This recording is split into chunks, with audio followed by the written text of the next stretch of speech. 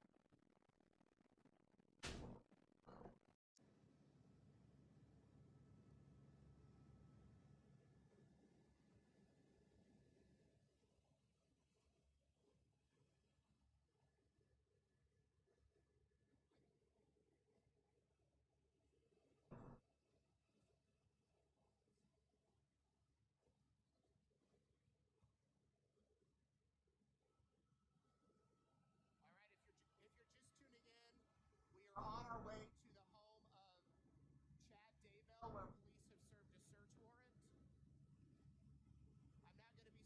It will generally be... People didn't know this.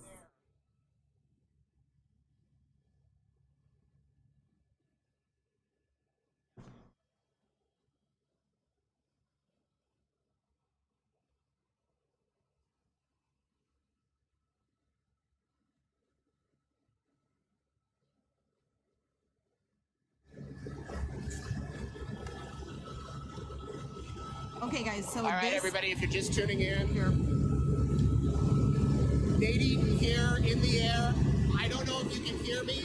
The sound might be a little problem, but we are almost over the house of Chad Daybell. We are going to show you what's going on today and give you a shot. We're about, how far away, Chris? About 5 minutes away. 5 minutes away. Hi, Joseph. How you doing? We'll be over the house in just a minute.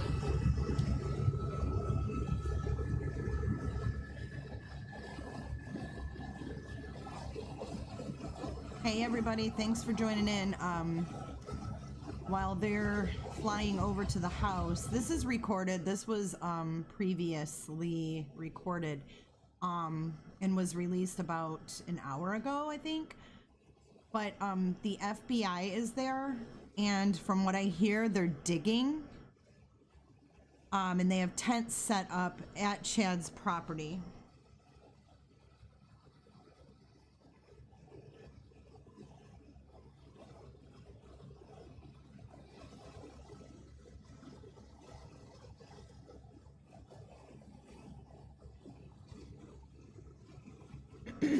You guys will see in just a minute when he gets over the house. You will see how much police presence is there. It's insane. I just don't like the sounds of them digging for these kids being missing. I don't like that.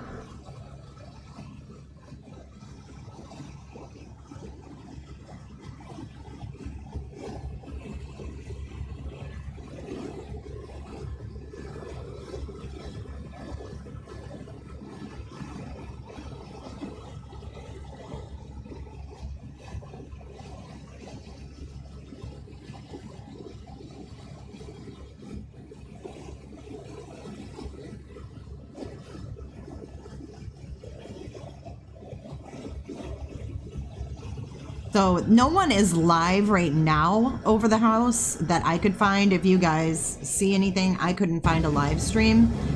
But this was previously recorded and released about an hour ago. They are raiding Chad Daybell's house. It looks like there's tents and that they're digging out there. Thanks, Bad Bish. I try. So we're not sure what transpired to make this happen today, but it's happening. Hello to my moderators just joining. Welcome everybody. Right now we are flying to Chad Daybell's property where they are currently searching.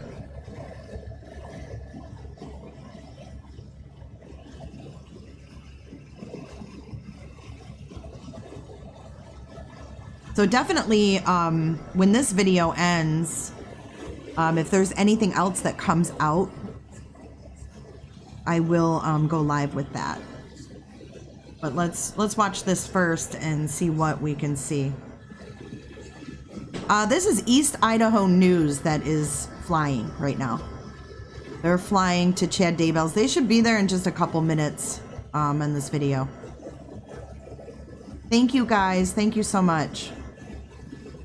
Angela says a close family friend outed him 3 days ago online. I'm not sure what that means. What did they out him about? Just tuning in, we are about a minute away from Chad Daybell's home, and the police are serving a search warrant.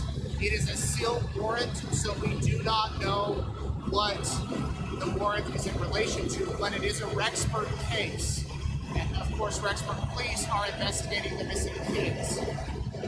We're going to give you a shot from the air. We're not going to be up too long. We want the police to be able to do their work.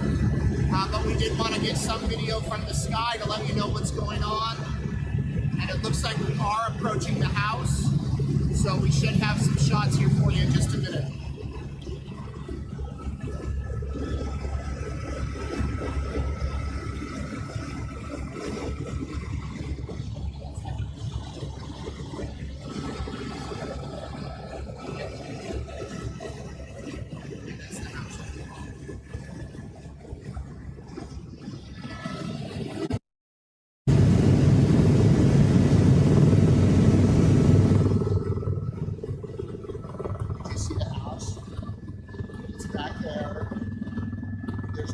shed, there's a bunch of cops in the back.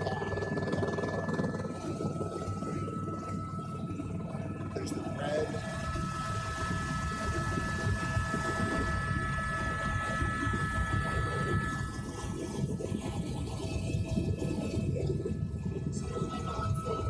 Oh, right there. All the cars on the road, yeah.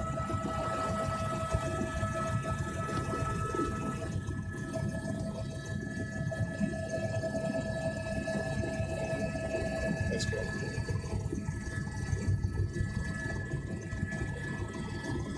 I think this is good.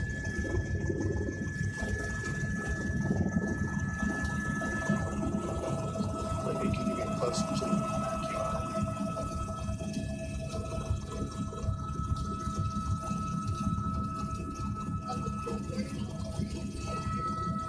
Yeah, you see that red shadow? There's a bunch of police in there.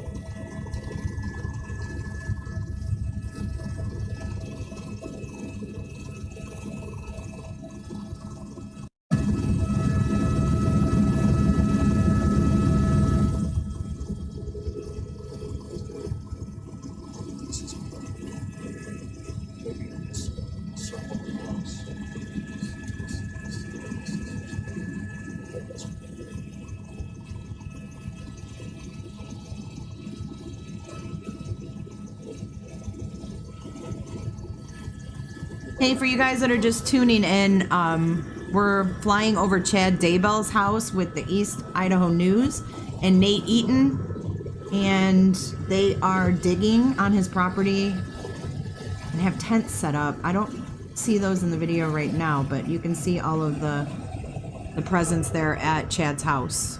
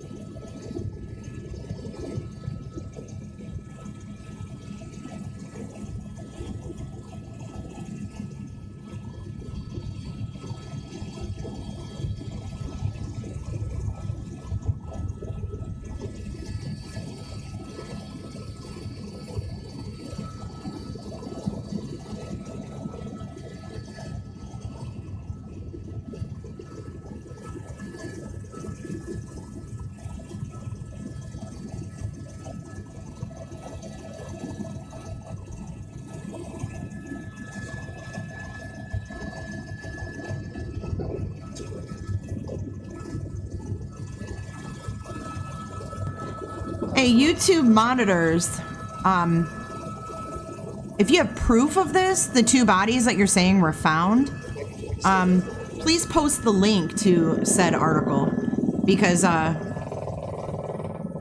we're not here to joke about kids' bodies being found, because you will get blocked. So please post where you're hearing this or reading this.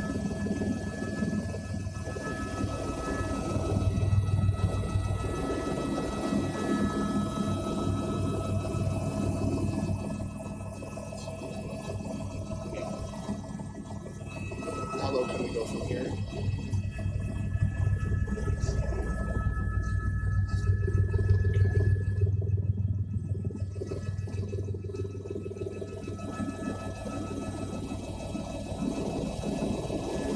Coat of many colors, if you have proof of this, please post it.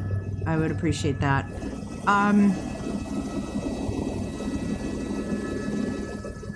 Bean Sprout.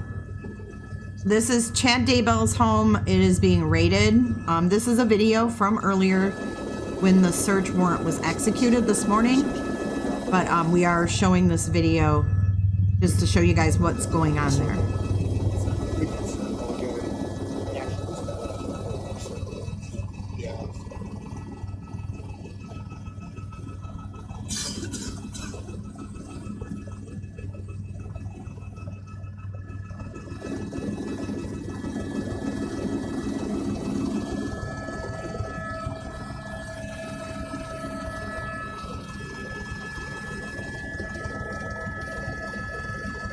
Okay, if you guys can't post the link, you can go ahead and email it real quick to jis4justice@gmail.com. Thanks.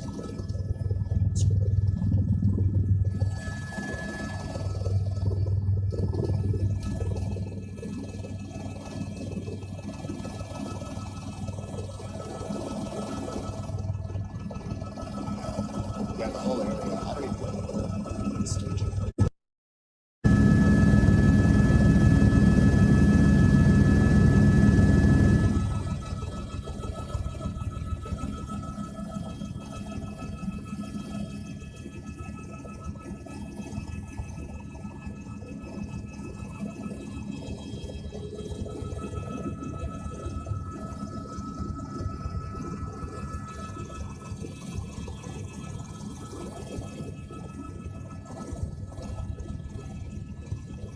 I like shots per minute.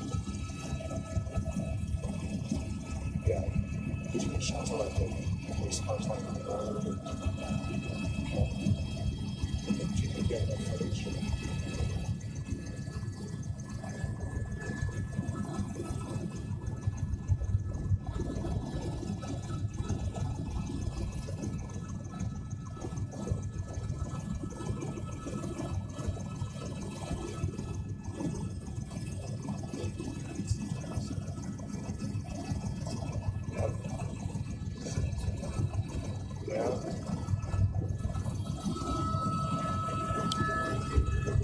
All right, everybody, if you're just tuning in, Nate Eaton here up in the sky over Chad Daybell's house. Here's what we can see. There are multiple police officers here. There's at least one canine dog. It looks like there is an area of focus in the backyard. They have set up 3 or 4 blue canopy tents. They have taped off the backyard, and that seems to be the area of focus right now. That's about all we can see from here. We're not going to hover here too long. We're going to, try to get some different angles, but we do know that this search warrant was served today at 7 a.m. Rexburg Police, Fremont County Sheriff's Office, the FBI, they are all here. The FBI told us this morning that they are working with Rexburg Police to collect some evidence. This is not the first time that police have come to this home to serve a warrant. They were here back in January, and they removed dozens of items from the house.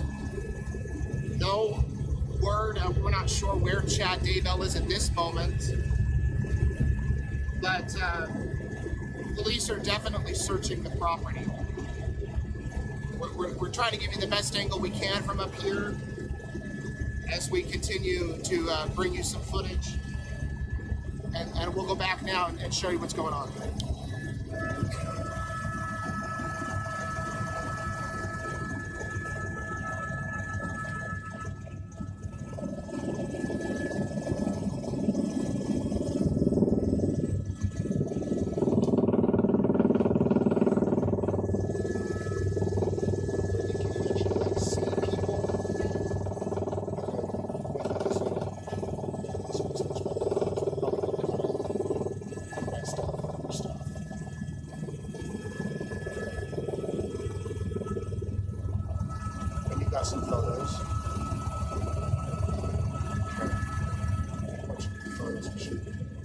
Thank you guys for verifying that no bodies have been found here at the site. And once again, I'm not gonna mess around with rumors that have to do with 2 children that are missing. If you have proof of anything, you can email it. You can state where you're getting your information from, what media source or whatnot, or what group on Facebook or whatever the case may be. But I'm not going to tolerate rumors about these 2 kids being found. So I just want to make that clear. And again, if you're just joining, we are with Nate Eaton and the East Idaho News. And they're flying over Chad Daybell's house. You see the blue tent set up. They're digging. I have photos that I want to show you when this video ends because they didn't stick around and keep filming. Nate stated that they didn't want to hover. They wanted to let the police do their job.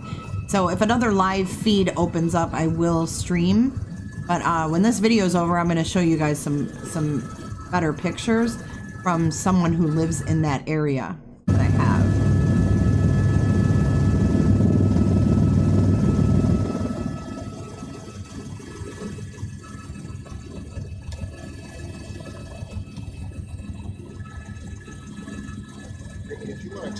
In coat of many colors, I know it wasn't you were asking about it. It was YouTube Monitors. YouTube Monitors was the one that came in originally and said that, which is not true at this point.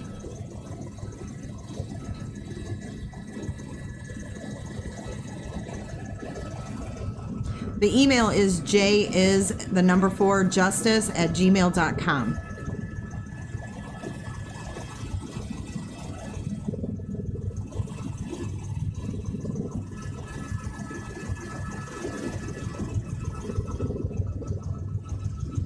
Well, if they're using those tents for shade, they're very randomly placed.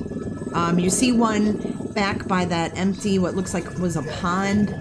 Then you see one next to this pole barn, which is a pretty large tent next to that pole barn.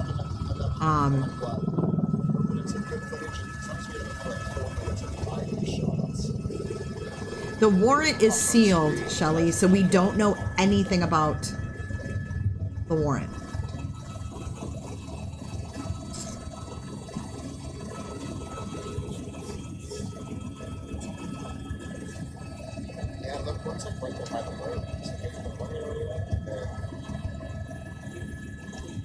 This is very upsetting. It is, and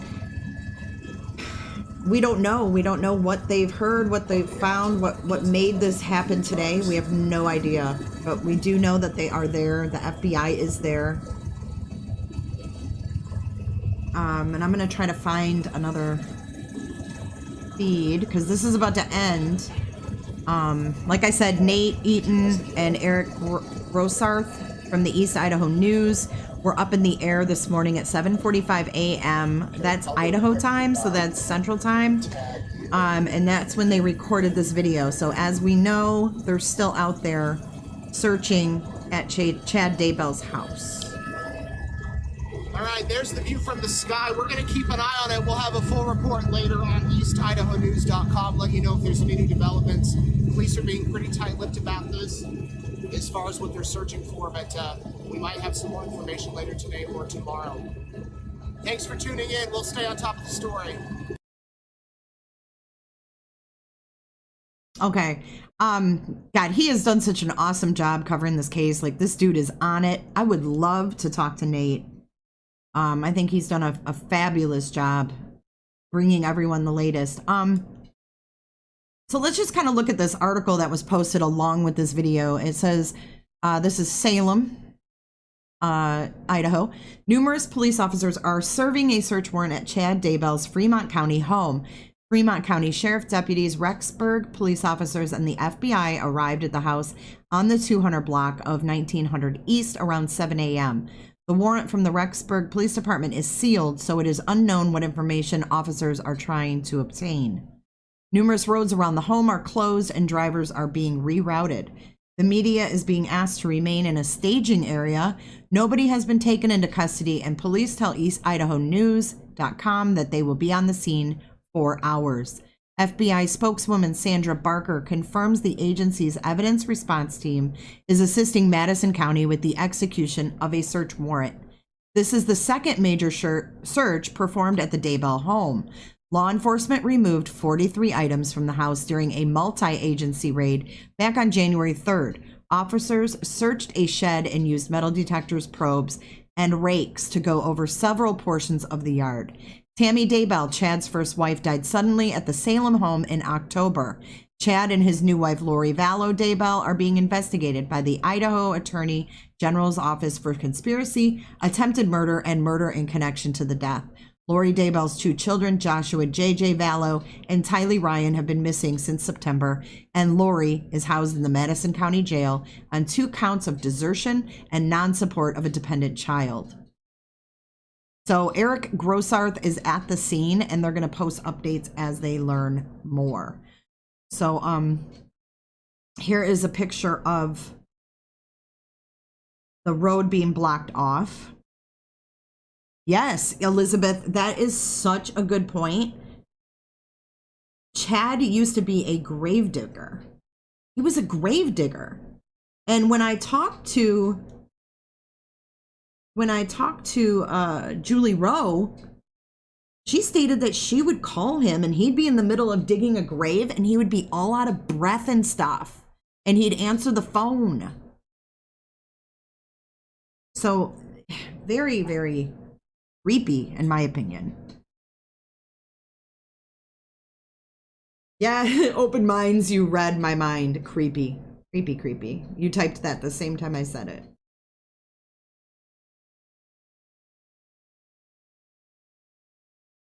Yes. So let's take a look. I'm gonna pull up some photos for you guys. Seconds here. Wow. I mean, finally some movement in this case. I know we've all been watching and waiting for some kind of update, and we haven't been getting it. But now here we are with a search on Chad Daybell's house, which is pretty crazy. All right, hold up. I'm about to pull up these photos. Let's see. Explain out of breath. The fact they have grave digging machines got everyone's all about drama. Well, I'm sure if he wasn't doing it with a shovel, I'm sure it's still physical work. Okay. It's still physical work to be a grave digger. Okay. So the fact that he was out of breath doesn't mean anyone's being dramatic. You know what I mean? I don't think that's a fair assumption to make. Here we go.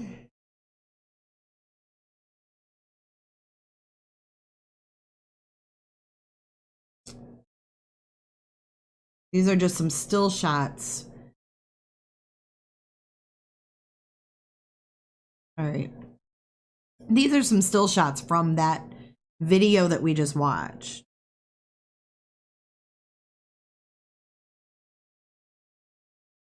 Okay, so there you see the blue tents that we were just talking about. Scroll through these photos here. And this shows you, this is a very rural area. You can see several barns, pole barns. I'm not sure where his property ends and begins. A four-way, if you will. You can see all of these roads are closed down. There's no traffic on these roads. There's another view of tents. Just giving you some different angles here. So this is actually the home where Tammy Daybell died.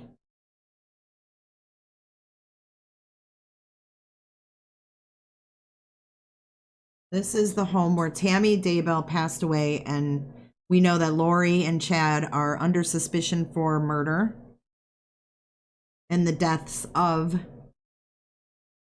their ex-spouses.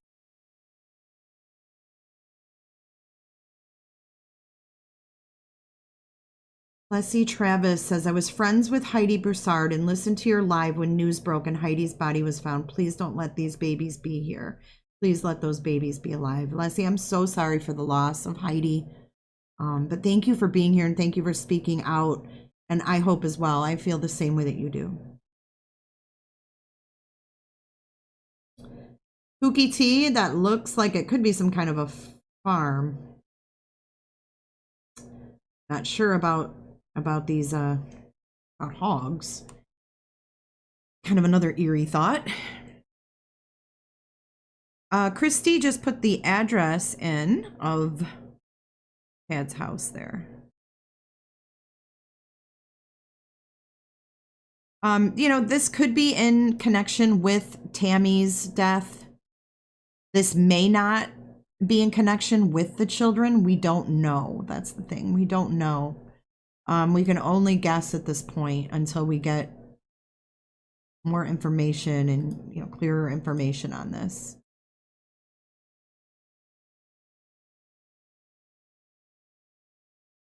Some chick Elizabeth thinks Chad's outbearing bodies just raw out in the world. I got to go. People are.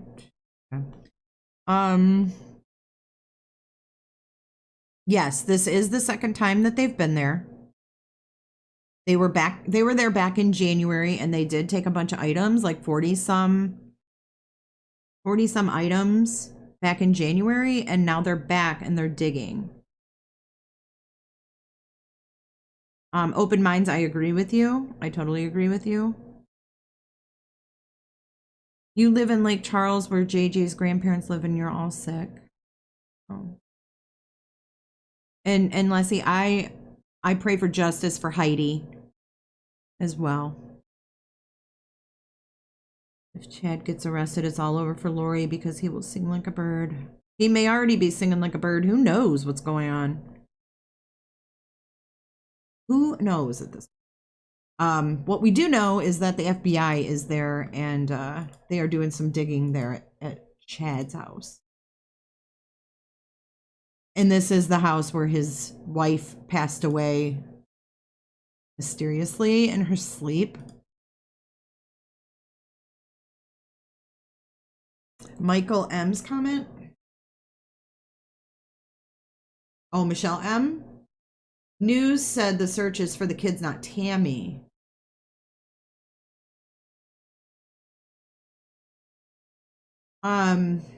I don't know where you're seeing that, Michelle, because the search warrant's sealed.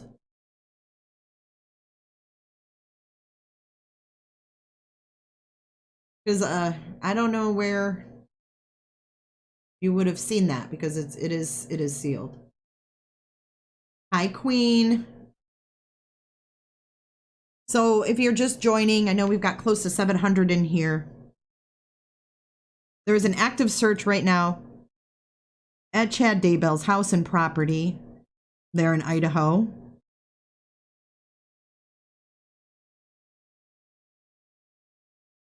And no one really knows why they're there because the search warrant is sealed. It's sealed and the police are being very, very tight-lipped. Yeah, that's an interesting point, Aquarium Baby.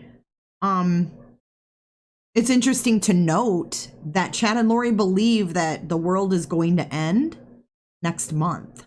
So I don't know what is going on in their minds, but the other reporter, Justin Lum, said it was in regard to the missing children. Okay. I didn't see that, so I can't say I saw that, but I'm going to do some searching right now to see if I can find any other footage or reports. I love Justin Lum as well. He's done a fabulous job covering this.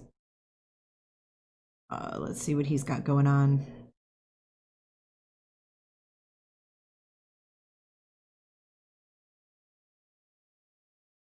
Well, he doesn't have any live feed going.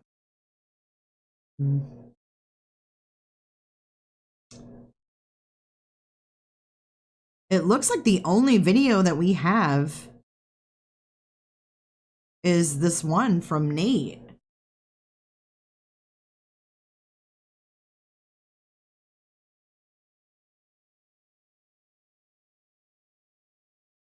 I mean, we don't know if Chad's at the house.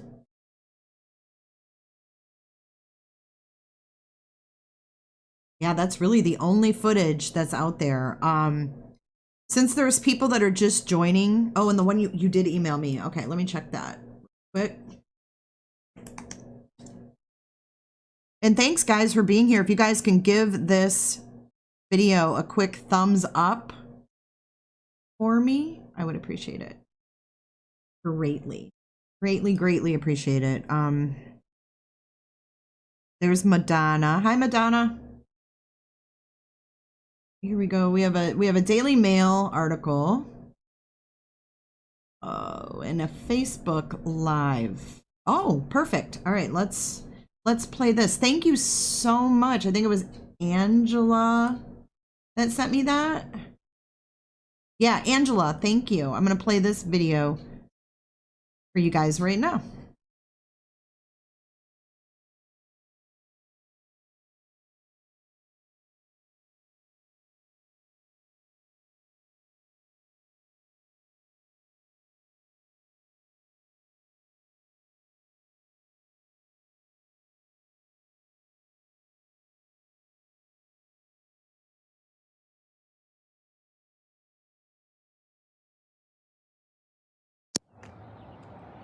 Good morning, everyone. Eric Broussard here with EastIdahoNews.com, and I am in Salem, Idaho, off of 1900 East. Now, this morning, the Rexburg Police Department tells me at around 7 they got to the home of Chad Daybell at 202 North 1900 East, along with the FBI and the Fremont County Sheriff's Office, to serve a search warrant again on the home of Chad Daybell this morning. Now, we aren't allowed to get super close, but I'll kind of show you what we have here. If you can see down the road here, there is a roadblock about 100 yards from me, and then beyond that is Chad Daybell's house. Police say that they'll be here for at least several more hours here at the home of Chad Daybell in Salem. It's a sealed search warrant, so they can't share with us what they are looking for, but they are here along with the FBI and the Fremont County Sheriff's Office. Now, we know the Rexburg Police Department is involved in the search for 2 children who went missing in September, 7-year-old Joshua Vallow and 17-year-old Tylee Reiner. Well, excuse me, JJ's now 8 years old. But they went missing back in September, and their investigation handles that. And there's been another search warrant back here in January that we know of. Tammy Daybell, Chad Daybell's wife, died suspiciously, and we're still awaiting the autopsy. But this is a Rexburg Police Department search warrant. They are here at the home with the help of the Fremont County Sheriff's Office and the FBI here in Salem, Idaho, which is just a few minutes north of Rexburg. I woke up around 7:15, was here in a couple minutes outside of this home. Again, the Rexburg Police Department got here at the home of Chad Daybell around 7 this morning and began serving this search warrant. It's kind of hard to see down this road, but there is a roadblocks near Chad Daybell's home. They aren't letting the public through. They'll be here, it sounds like, several hours or most of the day here on 1900 East, and have closed the road down as they search Chad Daybell's home. We don't know what they're searching for. All we know, it's the Rexburg Police Department being helped by Fremont County Sheriff's Office and the FBI. Rexburg Police have been looking for these kids for months, who were last seen in September. Tylee was last seen sometime at the beginning of September in Yellowstone National Park, and then JJ last seen at a school in Kennedy Elementary in Rexburg before they disappeared. Their mother, Lori Vallow Daybell, is sitting behind bars on $1 million bail related to their disappearance in Madison County. So again, for those of you that are just tuning in, we have the Rexburg Police Department here. Wait for that to pass. So for those of you just tuning in, we have the Rexburg Police Department here at the home of Chad Daybell, being assisted by the Fremont County Sheriff's Office and the FBI to serve a search warrant. Now, they tell us that the search warrant is sealed, so they can't explain what they're looking for at all. We aren't sure what led to them serving a search warrant today. A lot of you are asking, where are the kids? And that's really the question on a lot of our minds. Where is JJ Vallow and Tylee Ryan, who've been missing since September? The Rexford Police Department will be here for at least several hours most of the day searching. Oh my God, that's Megan's house. Oh my God. Oh my God. And then, wait a second, you guys, we have breaking news. All of a sudden in the chat, there was breaking news that there was a raid going on in Houston, Texas. It may be connected to a high-profile case. That's her best friend. She would not be there. Hello? Are you okay? So they're searching the property. The house right now? Yeah. Yeah.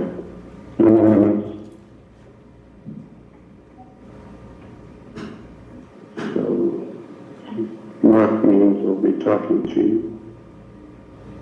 Okay. What, are they in the house? No, they're out in the property. Are they seizing stuff? Again? They're searching.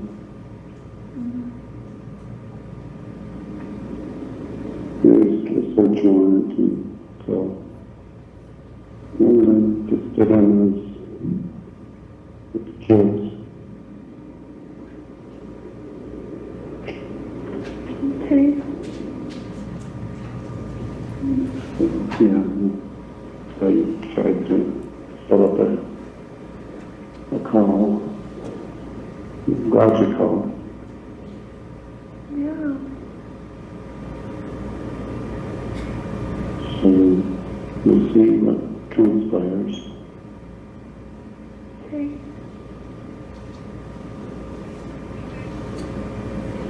Yeah, I don't What do you want me to do?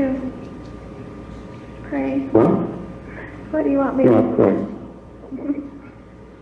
Pray. Yeah. Okay. What can I do for you? I'm doing pretty calm. I would call Mark, though, maybe. Just talk with him. Have you talked to him already? I did call him, yes. So he knows what they're doing? Yeah. It's like a call from somebody else I need to talk to. I love you so much. Okay, I love you. Should I try to call you later? I don't know. I don't know. You can try, yeah. I'll answer if I can. Okay. I love you, and we'll talk soon. Okay, baby. I love you. Okay. Love you. Good night.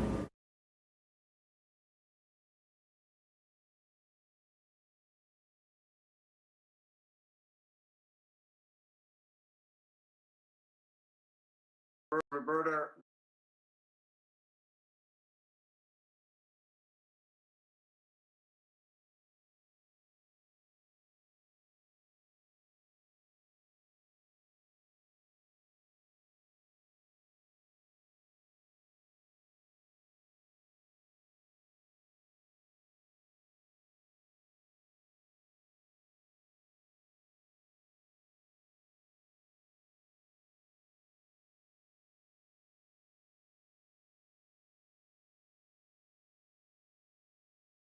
Hey everybody.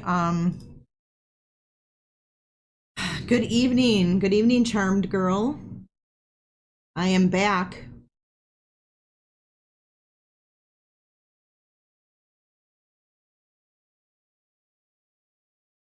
If anything happens, I know you guys will let me know.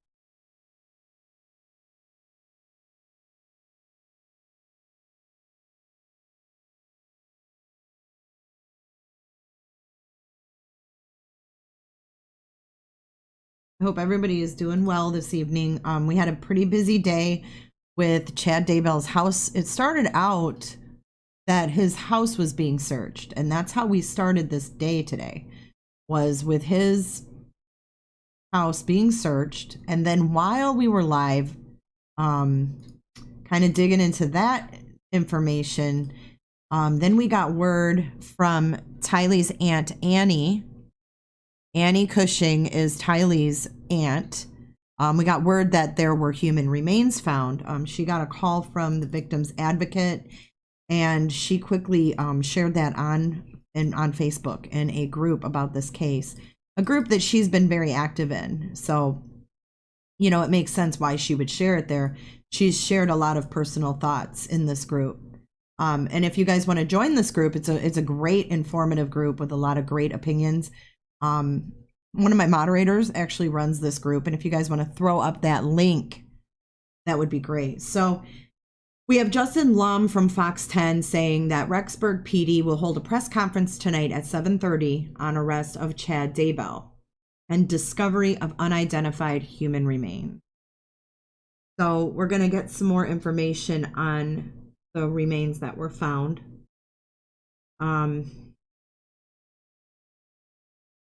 And then I've got some other stuff to show you guys. Just bear with me here.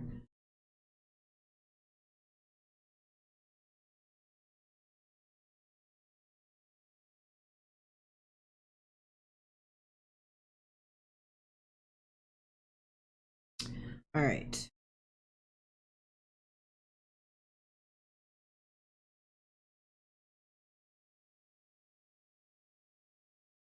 One second. Wonder what's going to happen to his website. I did want to let you guys know too that Lori's sister Summer has deactivated her Facebook. Her Facebook is donezo. It's gone. So take that for what it's worth. I was just looking to see if maybe we had a new mugshot of this doofus, and you won't believe what I found, you guys. Look at this. I mean, if this isn't a sight for sore eyes, and a face only a mother could love, you tell me. I just literally just came across this, but I couldn't unsee it, so I had to show you guys because once I seen that, I can't unsee it. I just can't.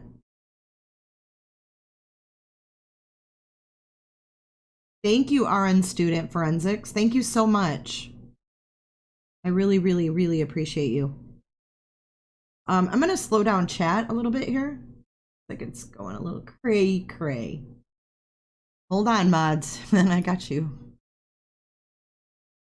I got you. Oh, mode. All right. Everybody, please be kind to one another. All I ask. Yeah, so that must be him in high school. I am ready for the new mugshot as well. Really am.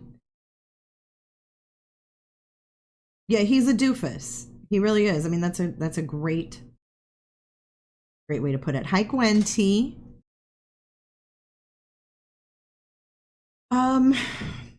Yeah, I don't see a new mugshot for him. I do see a lot of I don't know what you'd call it. He's a doofus. I mean, that picture right there says it all.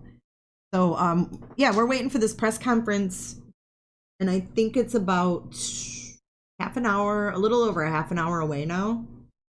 But I did want to talk about the latest with his arrest. So what I'm hearing is that he has been charged with a felony, but they're not stating what felony. And I'm sure we may hear this at the press conference. But I did get information that he has been charged with a felony. You know, when you log into the county site, that it just says a different charge, but I do have confirmation that he has been charged with a felony and there is no bond for him. no bond. So Chad Daybell better get comfy where he's at. Someone called him a canned ham face. Hey, Jason, I've been good.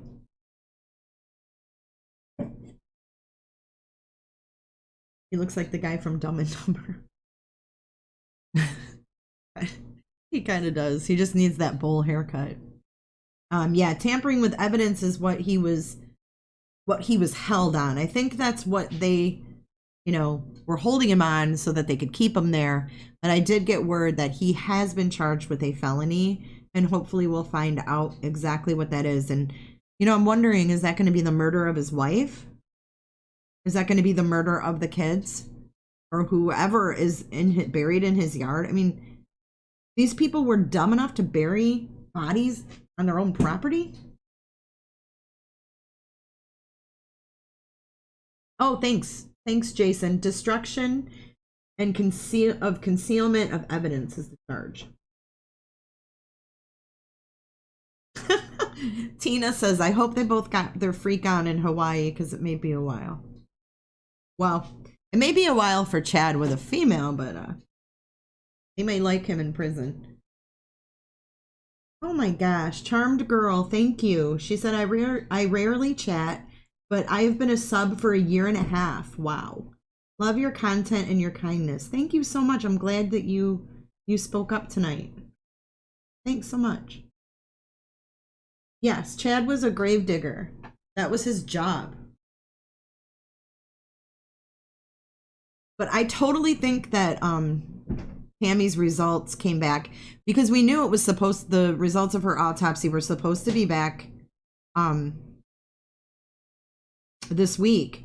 So I kind of was thinking earlier, and this is just totally my theory, and I was thinking that maybe those results came back in, and maybe they called Chad and told him they wanted to talk to him and go over, the findings of the autopsy or whatnot, and asked him to come down to the police station.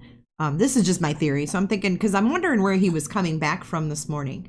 So if he went to the police station and they were like, oh, here's Tammy's, whatever they told him, he could have been on his way back. And they could have been searching while he was gone. Hi, Melissa. Melissa's awake. All right, I've got some point pictures that microphone right at your chin. Too. If you'll please. The charge. Hold on. I'm going to read it verbatim. So give me 2 seconds here. And then I have some photos I want to share.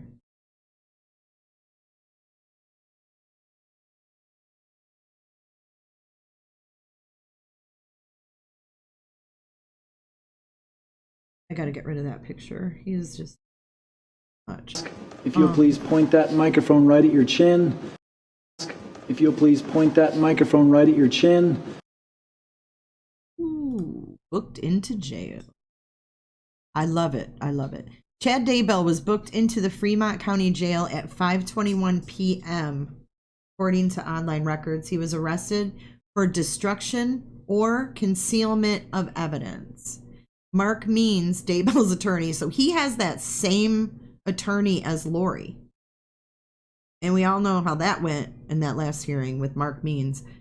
He declined to comment on the arrest. East Idaho News has requested Daybell's mugshot from the Fremont County Sheriff's Office. We will post additional details as we learn more. So that's pretty much where we're at. So the charge is, if you'll please point that microphone right at your chin. Destruction or concealment of evidence, which would be obviously the bodies that are in his yard. Sick. Oh, Janice, thank you.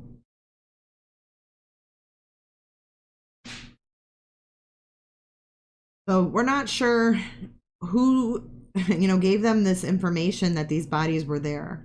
I know there's been some rumor on social media that it was Lori. That has not been confirmed, you guys. That is not. No one has said anything about who gave this tip. So don't believe everything you read and hear.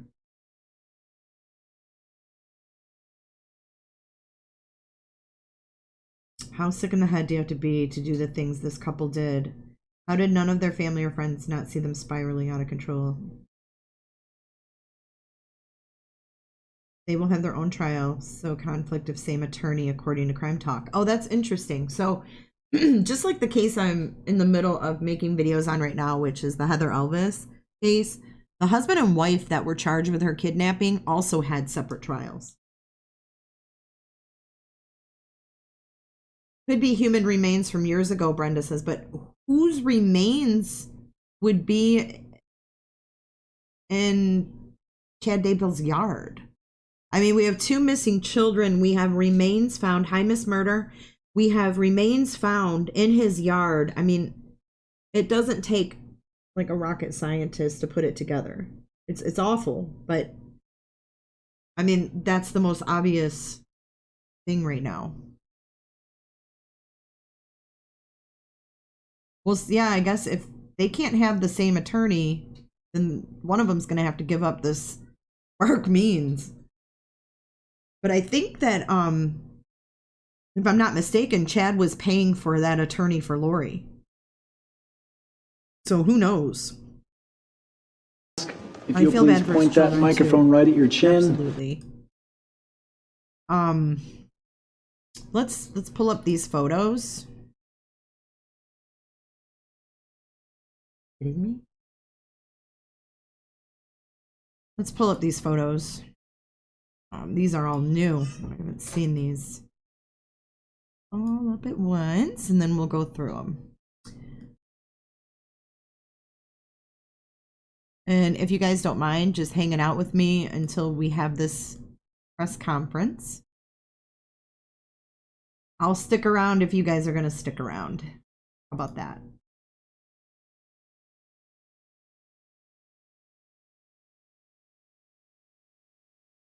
Okay, so these are more photos of, let me just pull up one at a time here. Okay.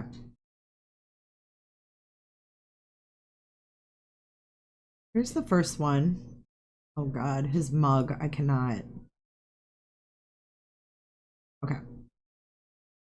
This is the area where they were digging before they brought the bulldozers in. Backhoes. They brought the backhoes in.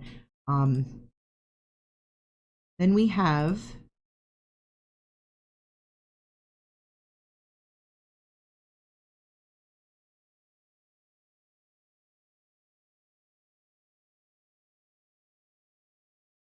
this photo, and that really to me looks like a bonfire pit. And if you see, they have it taped off around the bonfire pit. They have it divided off into sections.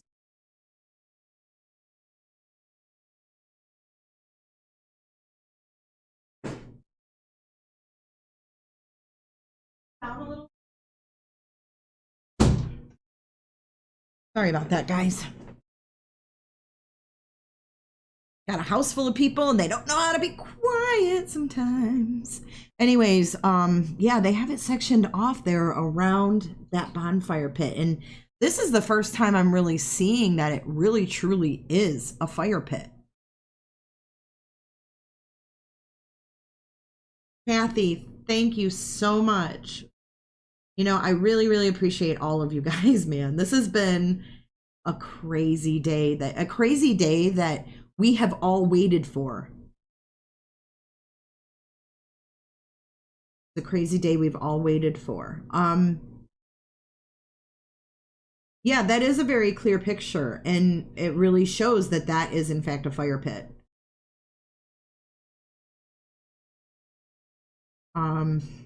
See, I just want to catch up on that. Cadaver dog. Yes, they had dogs out there today as well. Yeah. We do have a lovely crowd, Brenda. And I'm so glad that you're part of it. Someone said, does that look like a body under that tarp? You know, we went over this earlier, that there was 2 things that were... Hold on. Crazy Sexy Hair, what's the matter? She said, is there a mod that can help me, please? Can someone help her with whatever whatever she's needing help with. Wawa, found you on Crime Talk. Great job today. Thank you. I love Crime Talk. Crime Talk is one of my go-to channels that I go to for reliable, no drama, and awesome insight from Scott. I love his channel. Mortimer James. Yes, there is a second. If you'll please press point that conference microphone scheduled, right you at guys. your chin. If you guys want to hang out with me, we've got about 1,000 people here right now. So if you guys want to share this out on your social media, as soon as that press conference goes live, we will be going live to get an update. Crazy Sexy Hair says, I paid for a membership 17 days ago, but it's not working.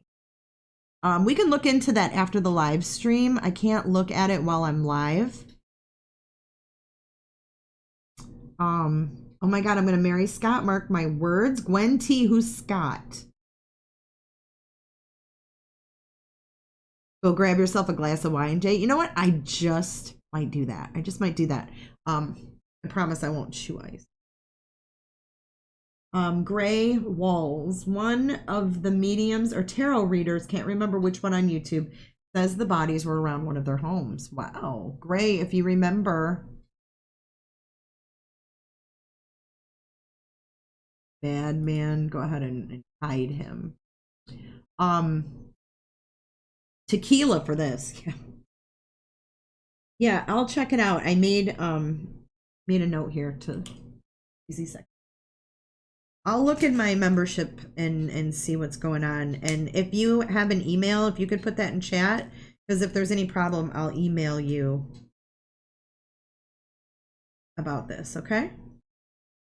So if you could put your email in chat, and then one of my moderators will grab that email and give it to me. 20 toes. I haven't seen 20 toes in ages. I will try to remember and let you know. It was at least 2 or 3 months ago. Okay.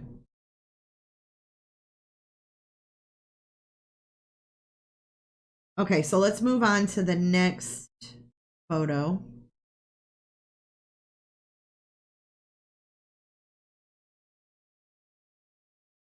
All right, now this one.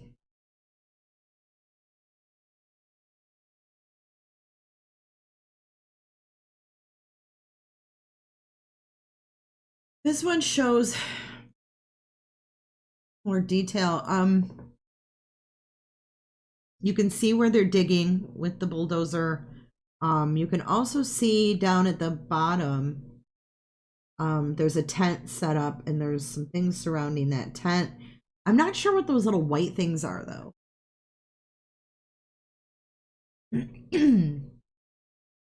They look like ducks, but I don't think they're ducks. Not sure. Then we have one here, which is a different angle. And you see the red barn over here, like that pole barn. I think that Nate called it a shed earlier. He was live.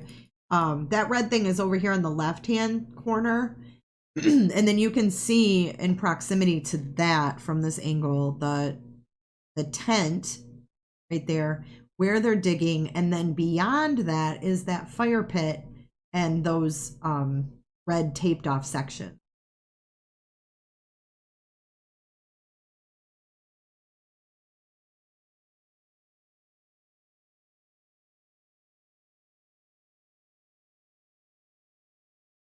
And then here's yet another view, and you see there's a lot of action going on the other side of that pond. That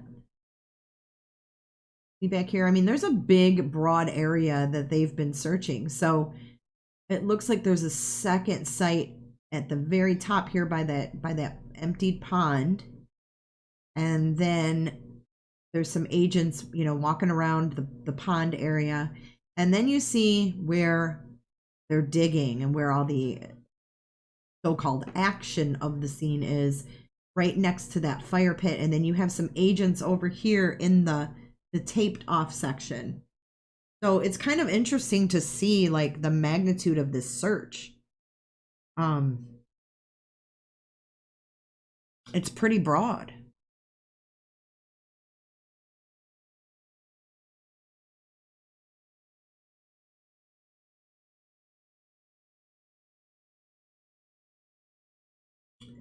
I could try to look that up, VP. That's a good question. Is there a video of the first search? A good question. All right, let's move on to the next photo. These are so disturbing because in my heart, I feel like those kids are there, and it honestly it makes me ill. I've felt ill ever since this afternoon and when this started breaking. But here's another interesting view here. It shows you they have a table set up. You can see the table. I wish I had a pointer. I don't know how to get a pointer on OBS. I don't know if you even can. But they have a table set up with, you know, obviously stuff there. Then they have the tarp on either side of this area that they're digging. Now this is obviously before they brought in the dozers or the backhoes. And thank you, Christy, for these photos. Crazy. It's crazy to see this action and what's going on. And in this photo, though, you don't see anybody over by the fire pit. But I feel like more agents arrived as the day went on. Like there weren't that many in the first live with Nate. And then when we did the second live, we did the flyover. You know, then there was more agents there. Gwen T, you think so? I don't think he'd let me borrow it. Is Ryan Hines in the house? Hello, Ryan. So, you know, at the very least, I think that I really feel like the children are there, and aw, that's sweet, Janice.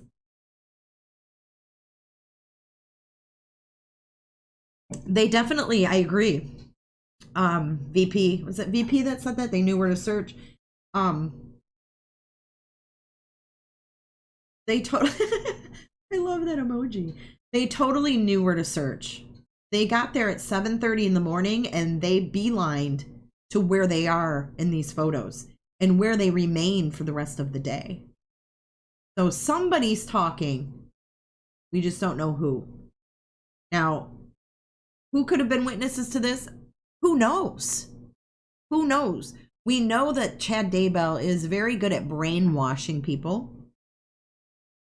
Not sure, you know, what's going on with his kids since their mother died. I still think that it's crazy that Tammy's autopsy was finalized this week. And now we have this. Now we have this action. It's like that's what they were waiting for. But then we heard earlier that any charges that would be put on Chad Daybell would be pertaining to the children. So I'm not sure. I'm not really sure. It could be all three. It could be anything.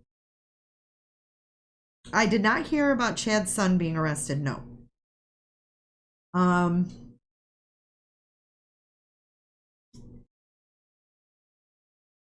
Patty, you just found this stream today and you love it. Thank you, Patty, and welcome.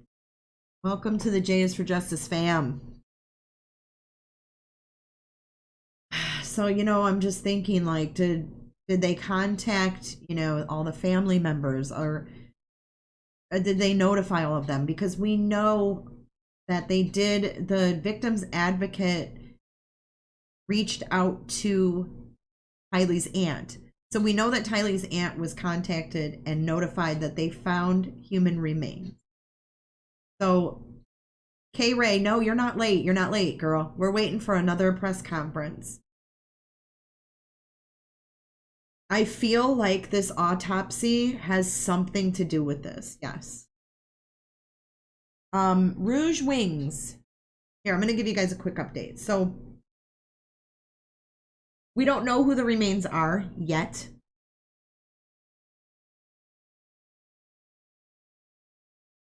They found remains on Chad Daybell's property.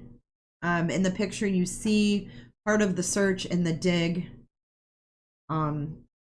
I'm pretty sure that they could probably tell from the remains that, you know, that they are children, that they are smaller. You know, JJ would have a smaller bone structure. You know, I mean, they know who they're looking for, and they would be able to tentatively say who it was.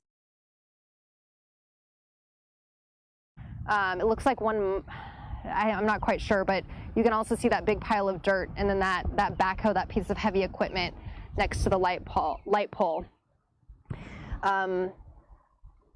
So sorry about that. I'm going to be scrolling through some comments here. Again, officers walking along the property. It has been pretty quiet here this evening. Obviously, they're not out at that site actively collecting anything. Angela says, is there anyone guarding the crime scene? Yeah, it's definitely pretty roped off. We have law enforcement. Sorry, I'm trying to stay away from the winds, but we have a fire truck here roping things off with some law enforcement. There's also a kind of a ditch, a creek, and a fence, so it really prevents anybody from going any closer. And they're going to have lights on this tonight, so they'll be making sure that, you know, nobody is getting near this. They'll have it on lockdown for sure. Someone said, so dog sniffing dogs, like, I haven't seen dogs out here personally, but I do know earlier there was a huge presence. There was a lot more as far as law enforcement, Rexburg Police, the Fremont County Sheriff's Office, the FBI. So I don't know what all resources they had out here earlier today.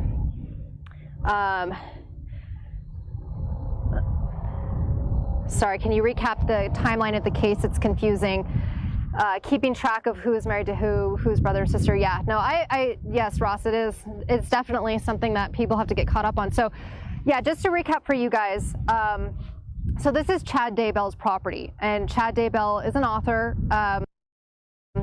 He met Lori Vallow Daybell, or Lori Vallow, as we understand, in 2018, from what her friends have said.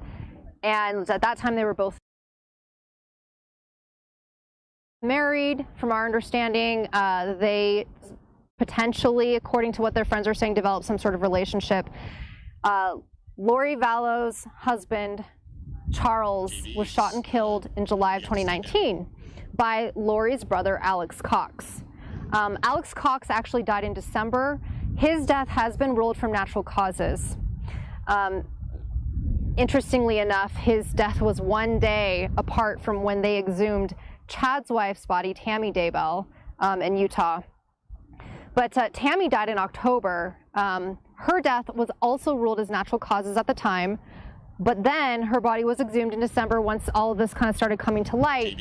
And as far as we know, the autopsy results have not been released. We have not seen those yet.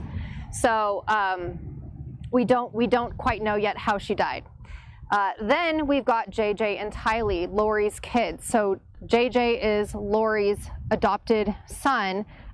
Charles's sister, it's Kay, it's her grandson. So it's a biological relative to Charles, Lori's husband, and they adopted JJ and were raising him. And so it was him and Lori's biological daughter, Tylee. They went missing in September. Tylee is last known to be seen or be alive on September 8th. And pictures of her in Yellowstone National Park. JJ is last known to be alive September 23rd or 24th. The 24th is when Lori pulled him out of school. So they have not been seen since September. Well, fast forward to January, police serve a search warrant on Chad's home here. in relation to Tammy Daybell's death. They recover dozens of items that they, take in as book as evidence to go through in her death. And Lori ends up in jail in Idaho in Madison County. Chad, from what we understand, ends up back here at home. We also know that some of his children, his adult children, were living in the home as well. And since then, we've kind of just been waiting. Lori has had some court appearances that we've been keeping track of. There's been court filings from her attorneys and the prosecutor going back and forth, requests for discovery, things like that.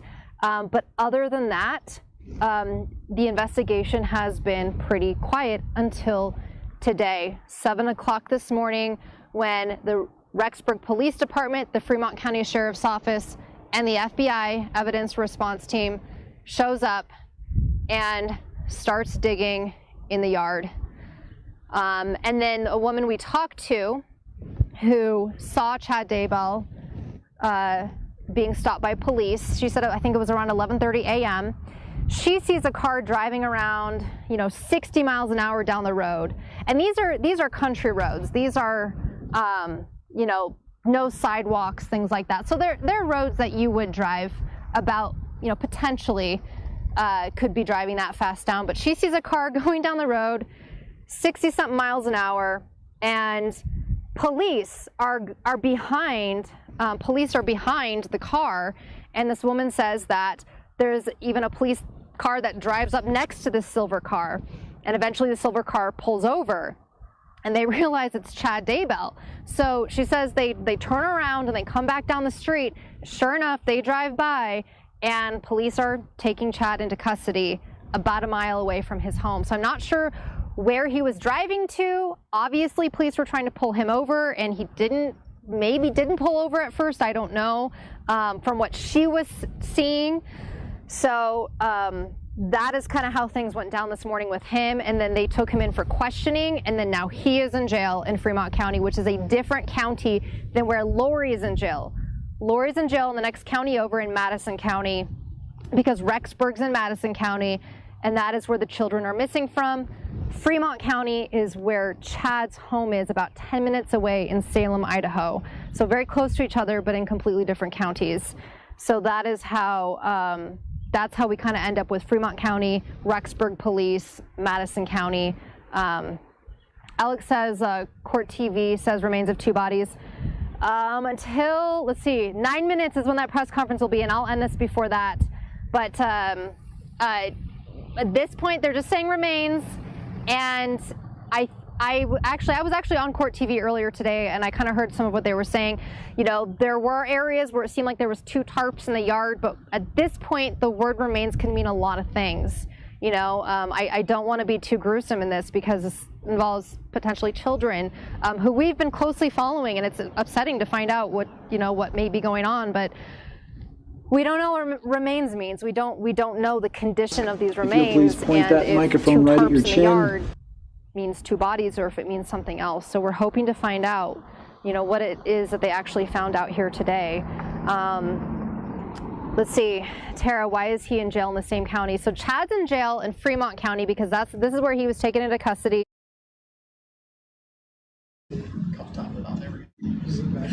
Still doesn't say I need to start it. It says it's connected. Still says MMH2 on.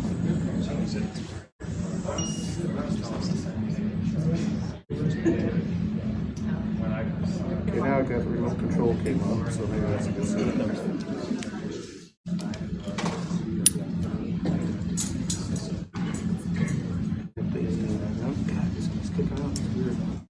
Well, I got a roll here, so get it. How's everybody going? Everybody doing good and ready to go? I gotta put you down. I gotta shoot this. So.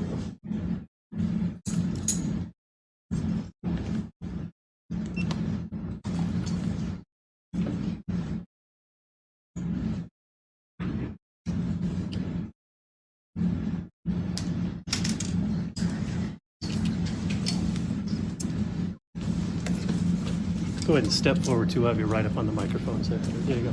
Everybody ready to go? He just needs 1 second. I'll be back.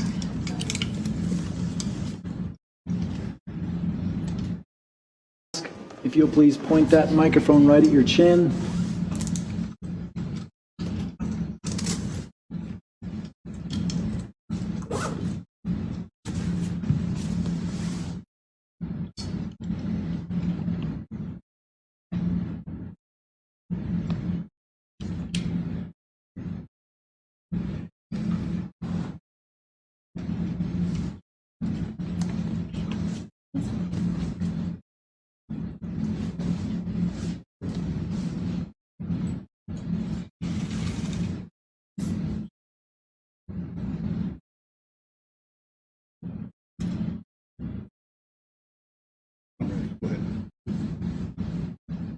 Everybody else is pretty good. Good evening, everybody. I'm just going to start off with some introductions. My name is Assistant Chief Gary Hayden from the Rexford Police Department. On my left is Chief Shane Turman from the department and Sheriff Lynn from the Fremont County Sheriff's Office. First, I'd like to start out and thank each and every one of family members, friends, news media outlets, the public, and all the officers near and far who helped and dedicated so much time to this case of our missing children's case, Heidi Ryan and Joshua Vallow. I first want to say that we understand that there's going to be a lot of questions. Unfortunately, we're not taking any questions at this time. I want to stress to everybody that this is an active and ongoing case. And as soon as we have more answers, we'll be able to hold another press conference and we'll be able to answer those for you. I just wanted to recap today's events. If you'll please point that microphone right at your chin. The Rexford Police Department, as well as the Fremont County Sheriff's Department and the FBI conducted a search warrant in the 200 block of North 1900 East in Fremont County.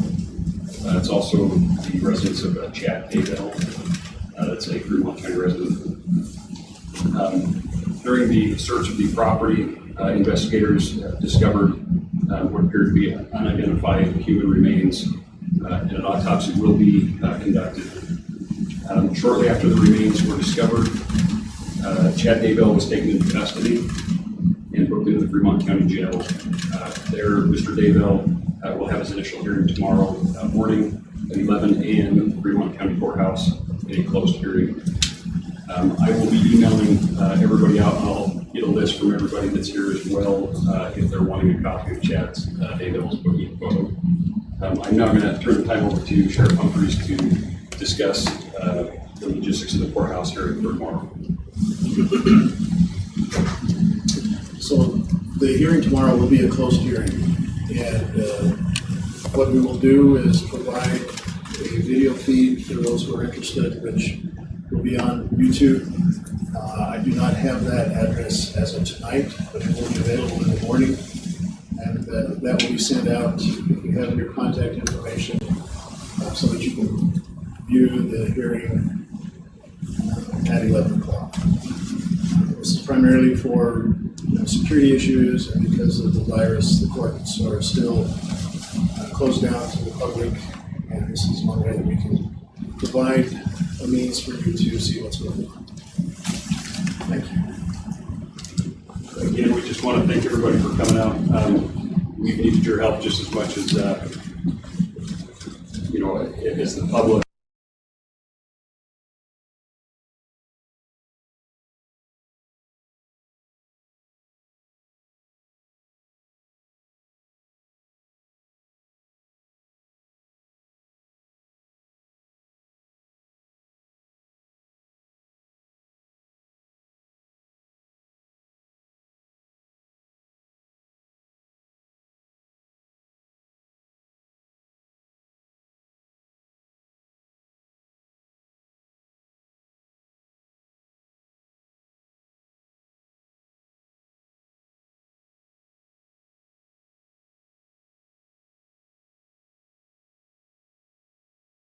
I believe so.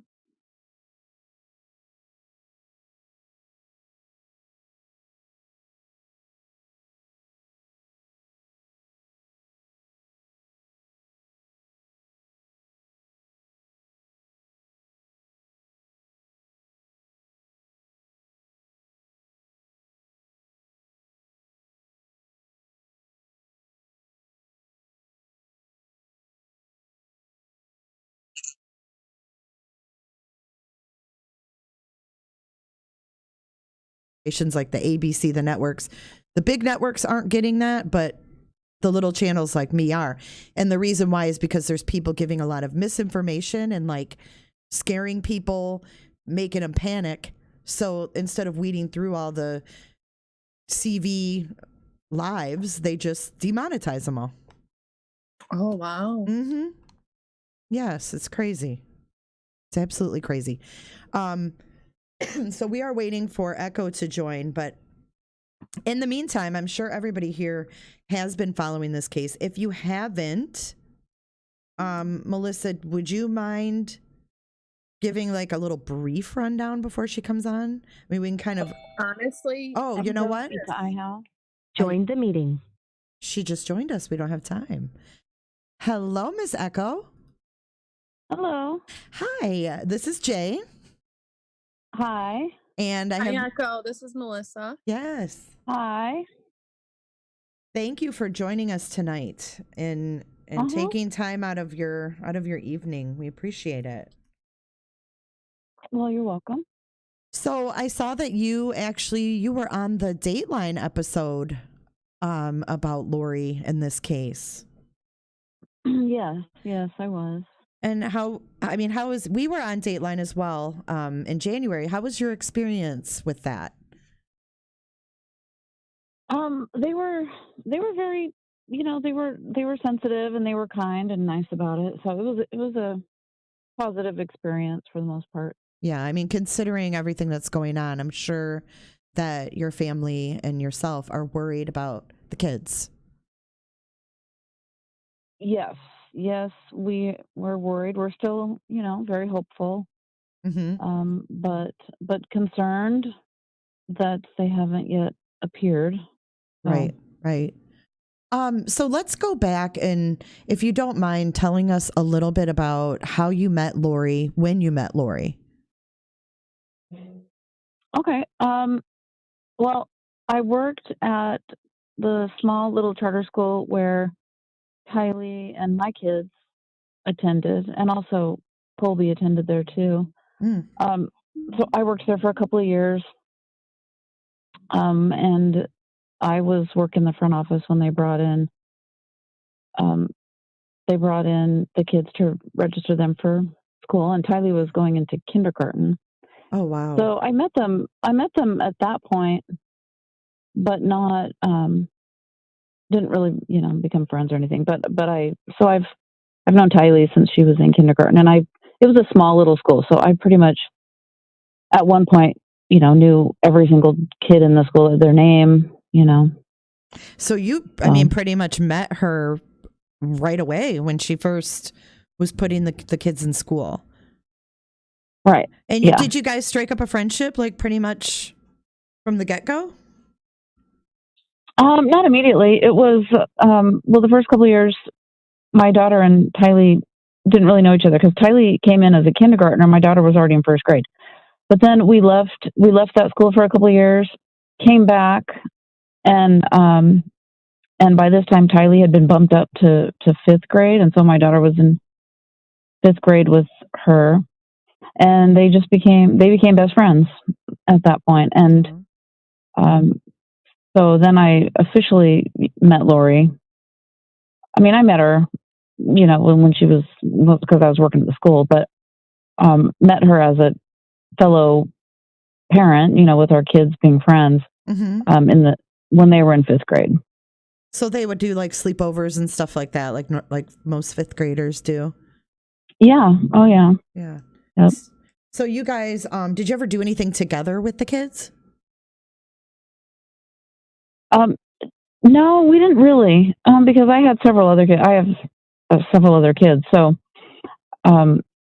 we didn't do anything together with their family or with our family. Not really. Plus, we were in totally different financial situations. We were poor. They were rich. So, oh, really? Yeah. So it was, it was one of. You felt like kind of two different worlds, a little bit. A little bit, yeah. Yeah. They were always nice to us. Lori and Charles were always nice and kind to us. We were just in different Different brackets, social brackets. Yeah. There you go. I understand. So she was married to Charles when you met her, or was she married to Tylee's dad still? Oh, no. She was married to Charles. Oh, yeah. Okay. So she was married to Charles when Tylee was little. She had married him. Okay. Melissa, I know you had some questions about Charles or the previous husband, Joseph. Melissa? Did we lose? Sorry, my mute button wasn't unmuting. Oh, that's okay. Yeah, we were talking about this before we went live, and we were wondering who Lori was married to at that time, and we weren't sure if it was... and I thought it was Joseph at the time. Now, Joseph is the father of Colby as well, too, correct? No. Colby has the last name Ryan, but that's not his father. So she wasn't married to Colby's dad. She married Tylee's dad. Well, I think she might have been married to Colby's dad. I didn't really know anything. That never came up in conversation, other than I knew that Joe was not Colby's dad. I knew that. Well, Colby and Tylee have the same last names, right? Right. Well, oddly enough, at one point, Joe Ryan, because I talked to Joe quite a bit too, back in the day, he said, I don't know why Colby still has my last name, but he does. So, yeah. Wow. Colby is not. Yeah. There is a question. I don't know if you know. Why did Colby seek emancipation from Lori? I don't know anything about that, honestly. I wasn't aware of that. See, I had never heard that either. That's something new for me. Yeah, I never heard that, because I know that he was around a lot. I mean, he lived there. How old was my daughter? Actually had my daughter had a crush on him. Oh, so how old was he when you met her? Like when Tylee was in kindergarten? How old he was? I think he was going into 6th grade, because he and my son they weren't best of friends, but they were in the same grade and they knew each other and they were friendly. Because I have a son the same age. Okay. So I believe it was 6th grade. I think they were going into 6th. So like 5-6 years difference in age. Yeah. Pretty much. So, did you have any other questions about the husband, Melissa? As far as I wanted to ask. I mean, I don't know if you know anything about it. I don't know if you heard anything about it, Echo. But everyone's talking now about all of these mysterious deaths, which I'm sure you're aware of. And one is Joseph Ryan and his heart attack. But there was something that happened, I think, prior to his heart attack that is now making all of this look suspicious. And I don't remember exactly what that was.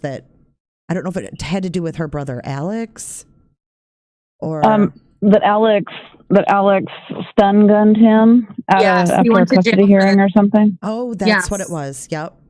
Alex stun gunned him, and then he ended up dying from a heart attack.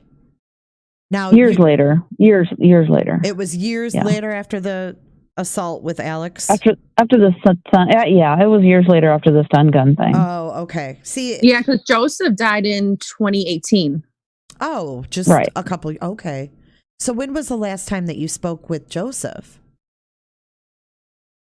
It was probably 2016 or 17, because Tylee at one point, I believe she was in Hawaii. She actually told Joe that she didn't want to see him anymore, and she called Vicia right after that, because it had been an ongoing thing. She wasn't fond of her dad, and she didn't she had to go see him. It was required custody wise, but she never wanted to, and we would always finagle ways, like when it was her visitation with her dad, and she would always ask her dad if she could come over to our house and sleep over or whatever. And of course we're always like, yeah, because we knew she didn't want she didn't want to go to her dad. So, right.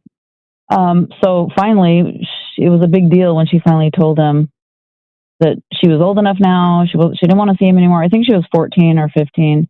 She's like, I can make the choice now, and I don't want to see you anymore. And she called Vicia right after that and told her, well, I did it. I told him, and yeah. That was probably, she was 14 or 15 back then at that time. So, and I think they were still in Hawaii at that point. So she had cut off all ties with Joe.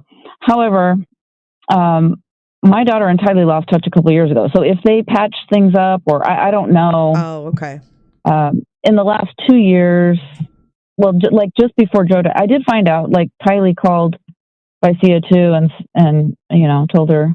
And I remember my daughter telling me that Joe had died, and I was like, oh my gosh, wow, that's crazy.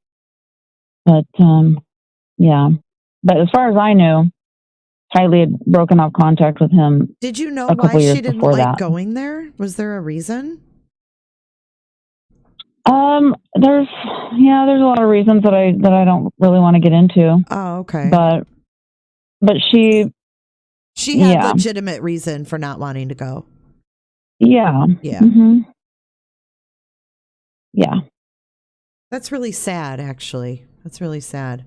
Yeah. And then so her dad passed away in 2018, and you didn't have any contact with them then, so you're not sure how that all ended with the two of them. Well, I know that Tylee, I know that what Vicia was concerned about was that Tylee didn't get closure with her dad. She didn't get whatever closure that she wanted. That was the word that I heard from my daughter, was that Tylee was sad that she didn't get closure on that. So yeah, that's really sad. That's especially for someone that young to carry that around. I mean, there's grown people that have to carry that kind of stuff around. That's a lot. That's a lot. Right. But let's go back to when your girls were friends and they were hanging out and they talked a lot and they were probably on social media with each other. Like, did your daughter like Lori? Did she like my daughter loved Lori? Yeah, my daughter loved Lori as much as she loved Tylee. She felt as close to Lori as Tylee, and she would tell me sometimes, she would say, gosh, I spent more time with Lori that time than Tylee. Tylee was off doing whatever. She's like, and even if Tylee wasn't home sometime, I'd still want to go hang out with Lori. Wow. So my daughter loves Lori. She still loves Lori to this day. So that's why she doesn't understand. I mean, she understands. She doesn't comprehend. She's just like, what she can't happened process there, what's going right? on. Like, what happened there? Yeah. So Lori was okay. Now I'm trying to piece all of this together myself, because this whole thing is kind of confusing with all of the players. There's a lot of players involved. So correct me if I get something wrong, you or Melissa. But Lori. Okay, so your daughter liked hanging out with Lori. Lori was a good role model. Lori was not strange or weird or anything like that, because I know I'm hearing a lot of things about her religion and her beliefs here, recently. And what I'm trying to figure out is, when did that start? Well, it would have started after. I mean, my daughter didn't think that anything was strange. Of course, my daughter grew up LDS also. So the religious talk, my daughter was used to that. So Lori, she was interested in all of the doctrine about the last days, the church doctrine about the things that would happen in the last days. Now, did Chad get her onto that? Because it seems like he was the one that was mostly into it. Well, it doesn't sound that way. Chad wasn't in the picture. Chad was not anywhere in the picture at this point, other than she may have been reading his books. I don't know, but I think she was just interested. Before she met him, she was reading his books, and I think that's how she got into it all. Right. Oh, but she may have just had a general interest in it. Like I had an interest in it at one point. I'm not active in the church anymore, but when I was, I had an interest in it too. it's interesting. You know, it is an interesting part of church doctrine. But did she seem over the top with it, in your opinion? No,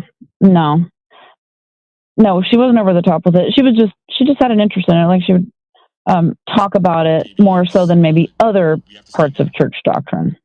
That was more of something that she focused on, yeah. Huh. Yeah. But there's a lot of there's a lot of church members that are just general mainstream church members who have an interest in the last days.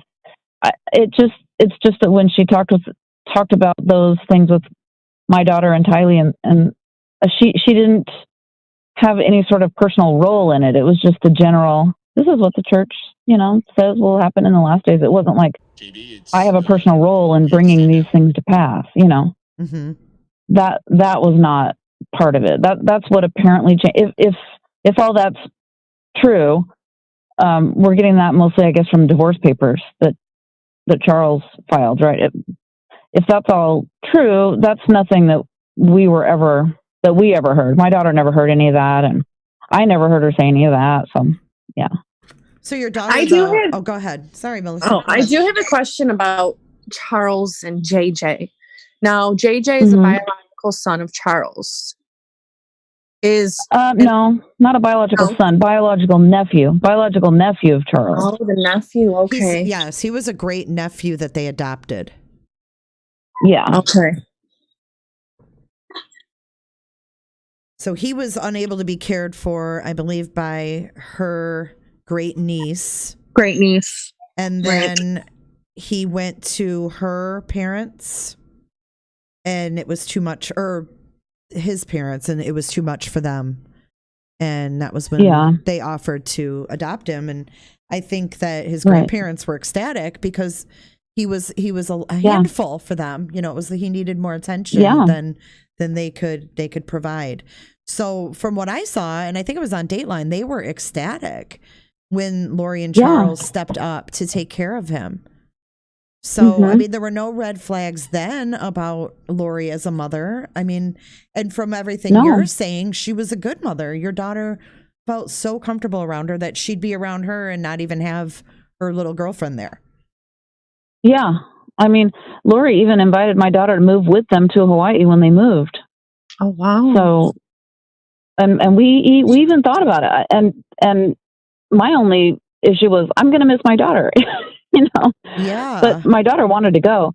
Vicea wanted to go. Of course, moving to Hawaii, and that would be a huge adventure. So, but because we ended up saying no to that because I would miss my child.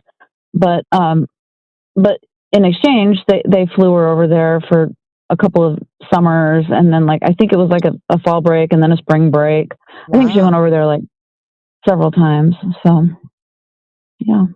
And she never said anything about the interactions with Lori and Charles. They seemed good. Well, I mean, I heard things here and there, but to me, it wasn't anything out of the ordinary. Because I went through a divorce at that time, so to me, it wasn't just your anything normal, strange. normal stuff. Yeah, just the normal, just normal stuff. And if anything, it was more that Tylee wasn't a fan of Charles. That's more what I heard than anything else. Yeah. So, had you ever heard of Chad before this whole debacle with Lori? No. You'd never even heard his name. So you hadn't heard of his books, or I guess I heard she was working on a podcast with him.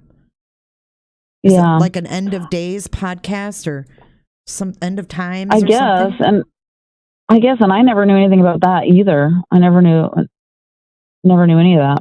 I didn't know none of this. We didn't know any of this until the news broke. I didn't know that Charles had died. I didn't know that they moved to Idaho. I didn't know it. We didn't know any of that stuff. Oh wow! We didn't know. So you learned. We didn't know Alex had died. Yeah. Oh my gosh! What were you thinking when you heard all this? Well, it was shock. Well, we had a little teeny bit of a clue that there was something wrong because a detective pulled my daughter out of class like probably the first week of December, and was asking her about Tylee. And my daughter came to me and just said, "Gosh, the weirdest thing ever happened. You know, some officers asked me about Tylee." I'm like, "What?" So she tried to get a hold of Tylee at that point, and the text didn't go through or whatever. So she assumed that Tylee had a new phone. And then she tried to get a hold of Colby, but Colby didn't respond because apparently he was just learning about all this stuff too. And then, so a couple weeks later on the news or on Facebook, I saw, you know, missing and endangered pictures of Tylee and JJ and just freaked out, you know, like, oh my gosh, I can't believe this is happening. You know, this is real. Like, yeah, it was crazy. So I know they originally did the welfare check on November 26th. So they were at your daughter's school then in the next couple weeks. You know, yeah, maybe a week later. Yeah. Oh. Yeah, barely a week later, probably, because it was early December, because it had been a few weeks. And we learned about it all on like December 21st is when I think I saw it. Oh, okay. Okay, yeah. So the welfare check was on November 26th. And the first story was that Alex told the officer that JJ was with his grandparents, Kay and Larry. Yeah. But Kay and Larry, then they let Alex know, well, Kay and Larry were the ones that called. They wanted the welfare check because they hadn't heard anything. Yeah. Then Lori said that JJ was with a family friend in Arizona. And then that was a lie. Then the next day, that was when Chad went missing. He was gone. Yeah. So it's just so strange. What do you think about Lori's demeanor that you've seen? Like, you know, what does your gut tell you about her demeanor and her children? Oh, gosh, honestly, I don't know. I mean, to me, she wouldn't be all, because I saw the wedding pictures on the beach and everything, and I saw, you know, to me, it's like if her kids weren't okay, she wouldn't be able to be that happy, you know. Yeah. She seems really relaxed and like, okay, yeah. She's okay. Like even when the cameras were following her all in Hawaii, she was going shopping to the store, laughing. Like she just seemed like everything was perfectly normal. Nothing was going on. Now I want to ask you like a little bit about her beliefs. And maybe you can explain a little more if you know more. How does she view death as far as her religion? You know, I honestly wouldn't know, because anything I would know about Lori's beliefs about religious wise, because we didn't really have a lot of religious discussions, her and I, not any deep discussions. So it would have been my daughter, and that didn't really come up. So I couldn't really speak to that. So I don't know. So is it not a typical belief then that if you die, you're free of everything? It's not necessarily a negative thing. Is that how it's in the LDS? Well, in the LDS belief, it's just, you know, you go to paradise for a while, and then there's a judgment day eventually, and then, you know, but obviously it's still, people still grieve for missing their loved ones, but you know. Right. I've talked to people from different religious backgrounds, and I've spoken with someone who was Seventh-day Adventist, and they believe that, you know, when you die, you're straight up just sleeping. You don't have any, and you know, it's so different for each, you know, religious background, each, you know, culture, you know. So it's interesting for me to learn that because I don't know a lot about a lot of religions. So I like to learn about that, and it interests me, you know, that she had these beliefs. And do you think that possibly she could feel relieved if, God forbid, the children aren't here anymore? Would she, in your opinion, what you know of her as a mother and as a person, do you think that she would feel relieved or have this look of, I'm okay? I just really, I couldn't speak to that. I mean, the Lori that I know, No, I mean, she would. Yeah, I couldn't really speak to that. Although that is, I mean, that's one of the doctrines that is taught to people. Like if they lose their children through, an accident or illness or whatever, and they lose their child, then in the LDS belief system, it's like, well, you will get to raise that child in the next life eventually. You'll see your child again. That's their when solace. That's their solace. Yeah, it's like your child. You'll get to raise that child in the next life, basically. Right, but she probably wouldn't feel. I mean, the Lori that you know and the Lori you've described and have come to know, would not feel that way. Would not feel like, oh, I'm going to take my kid's life and then I'm going to feel relieved because they're in a better place. She's never shown any signs of being that extreme. The Lori that I know. Mm-hmm.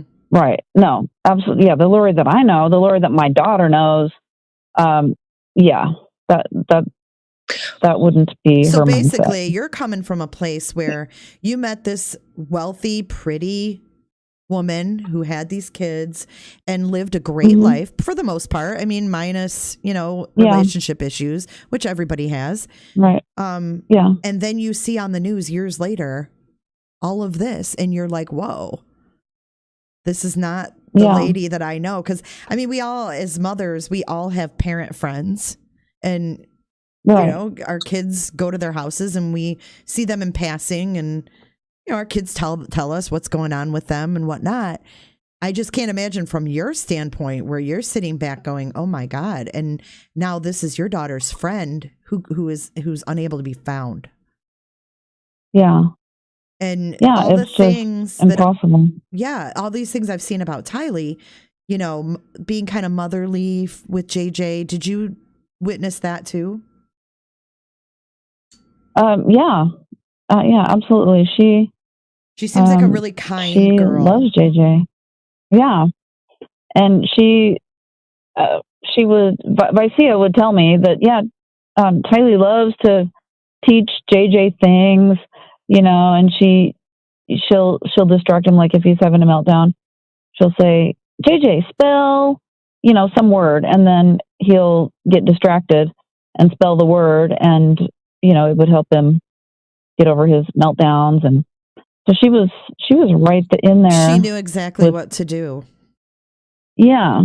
Mm-hmm. That's really sweet. And I have to think that she was probably shown that. I mean, yeah, it sounds like from what you know of Lori that she was sweet too. And I mean, it's very nice to sit with your daughter's girlfriend and chat with her. And I'm sure that all the girls, looked at Lori and she's pretty and, they probably enjoyed being around her. And I think that says a lot to her character. Yeah. That these girls felt comfortable with her. That says a lot for who she was then, in my opinion. Right. And my daughter has said she wouldn't be the person she is today without Lori and without Tylee and this family and the time that she spent with them and all the, they gave her some of her best memories in life, Yeah. So it's just unbelievable. It's just not real what's going on right now. See, what I find weird in all this is the brother Alex. I think it was the day after Tammy was exhumed, he came up dead. Yeah, that's very strange. True. It's very. I mean, I think they even called him on the news. I think they called Alex the family hitman. Yeah, that's what that was going to be my next question for you was, oh my gosh, like what did you think when you heard all this on the news, right? And then you're like, oh my gosh, Charles died, Alex died, all these things going on. Yeah. Did you think this sounds suspicious? It sounded, it sounded crazy. Just, I don't know, just unbelievable. It just, one thing after the next, and it was kind of crazy. And my daughter Vicea knows everyone. I mean, she knows Kay, and she met Kay. She knew Alex. She'd met him several times. She also knows Mel. She babysat Mel, Melanie's kids with Tylee. She knows Brandon. She knows, like, she knew the whole thing. Everyone. Yeah. I feel for your daughter. I'm sure she's worried about Tylee. And what is your daughter saying? Like, what? It's got to be heartbreaking, like, to even explain anything of it. She's dealing with it by not dealing with it. In her mind, she's like, well, Lori, I love Lori. She must have a reason for hiding the kids. They're okay wherever they're at, and I'm going to wait until Tylee comes back, and then I'm going to reconnect with her and find out everything that happened. Mm-hmm. That's where she's at. So I hope she's right.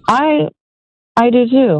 I'm hoping and praying and crossing my fingers that she's right, and as long as there's a reason to hope, we'll be hoping for that.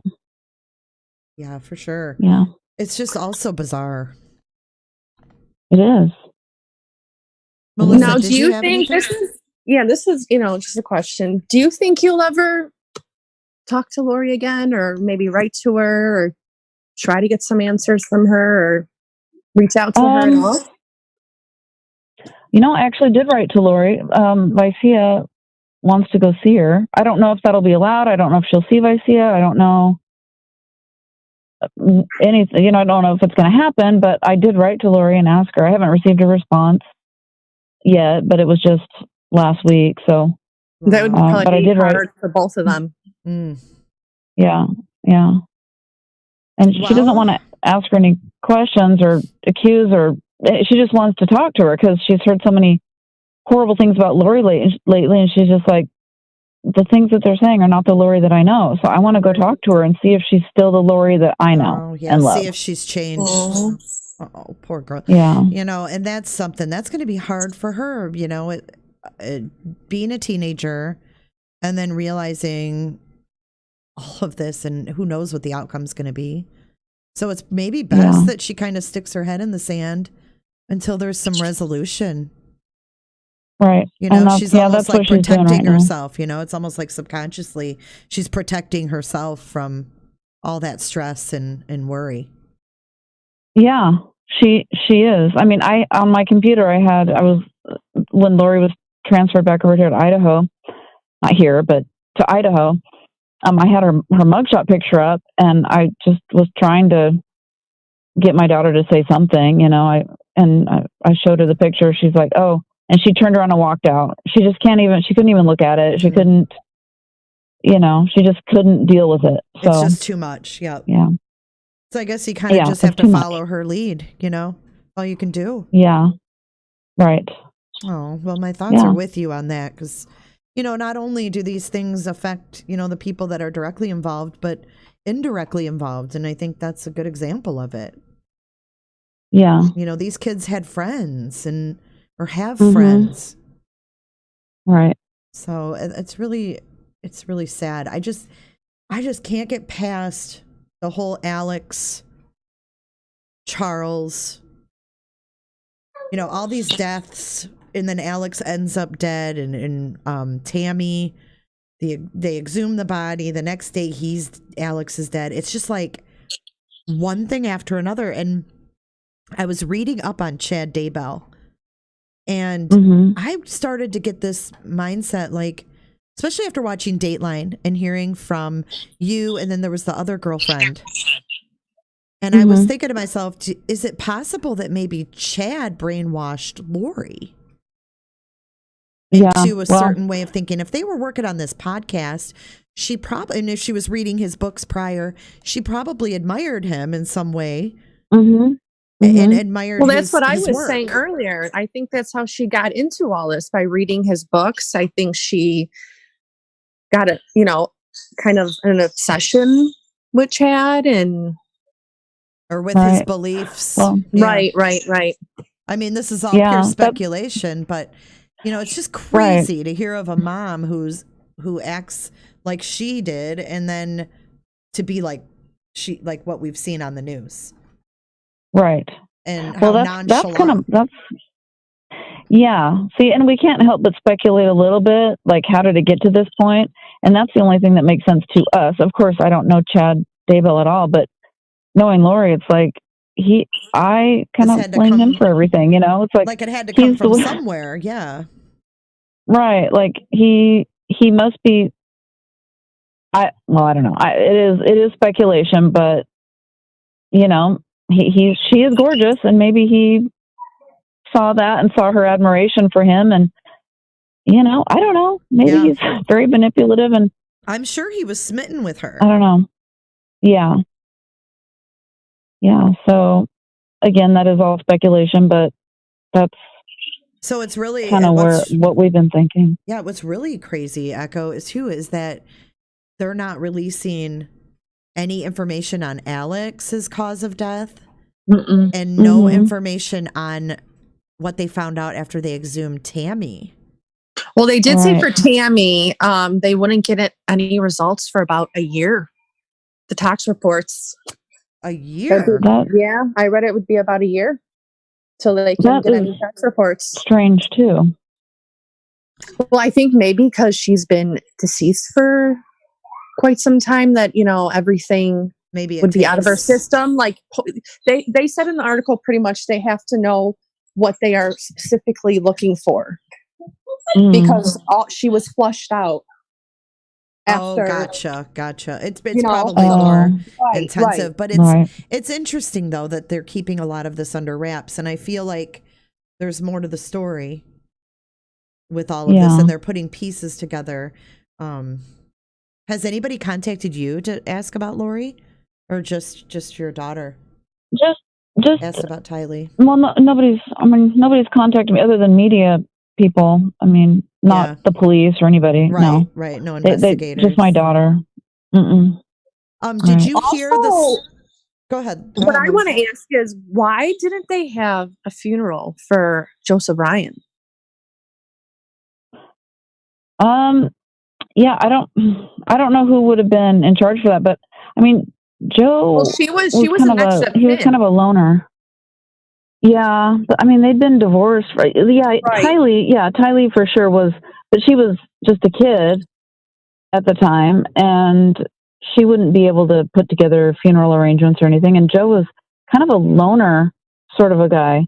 He didn't have a whole lot of friends, and Tylee was basically his whole life. And was he in bad shape that he would have a heart attack? I hadn't seen her talk to him in the couple of years, but I'd heard that his, when Tylee cut off ties with him, that wasn't good for his health, but I don't know. Again, I wasn't in touch with him after that, so. Also, what I found weird was I watched the body cam footage when they were talking to Alex after Charles was shot. I mean, I want to know more. Like, Alex was saying, I cleaned off the back of my head, when he hit me with the bat, but it looked like he didn't have anything on the back of his head. It was weird. And they didn't go into further questioning or anything. I mean, it was just self-defense.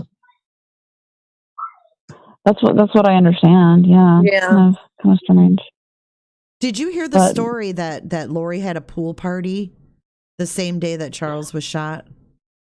I heard that story, but I don't.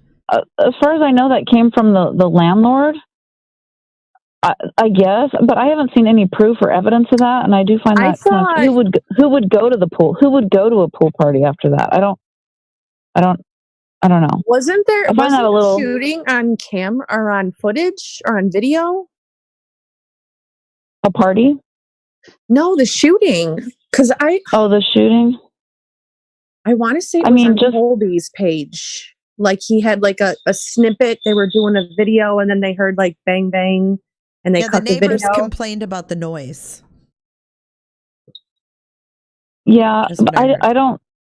I never saw a police report on that, or the only place I heard that from was from the landlord saying that they had done a pool party. But I don't know. Honestly, I find that whole story a little suspicious because I don't know who would have been at that pool party. It's just kind of weird. So It's very I'm weird. not inclined to believe that there was a pool party that day. I don't really believe that because I haven't seen any actual proof other than just the landlord saying it. But I haven't heard of like anybody who was at that party or, yeah. So I'm a little skeptical that there was a pool party that same happened. day. Yeah, there might have been one maybe a couple of weeks later. I don't know, but I'm a little skeptical about that whole story. Someone in chat is saying that they called police about the noise that day. Yeah, so there should have been a police report then on it or something. Mm-hmm. Absolutely, there should be. If they I haven't seen anything like that. Yeah, if they came out, there should be. The Dateline episode though, I thought was really good. It was 2 hours. And I mean, what were your thoughts on it when you watched? Did you feel like they focused on certain things more than they should have, or what was your thoughts on the show? To be honest, I didn't watch it really, the whole thing. I saw bits and pieces here and there. You didn't watch the whole thing? No, I didn't. I don't know. It's hard to. It was just too much. Hard to watch it all.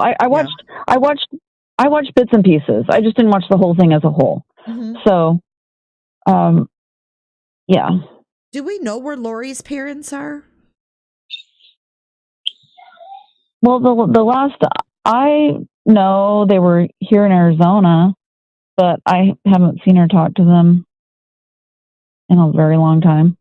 So, and did she have a decent relationship with them? Yeah, I thought so.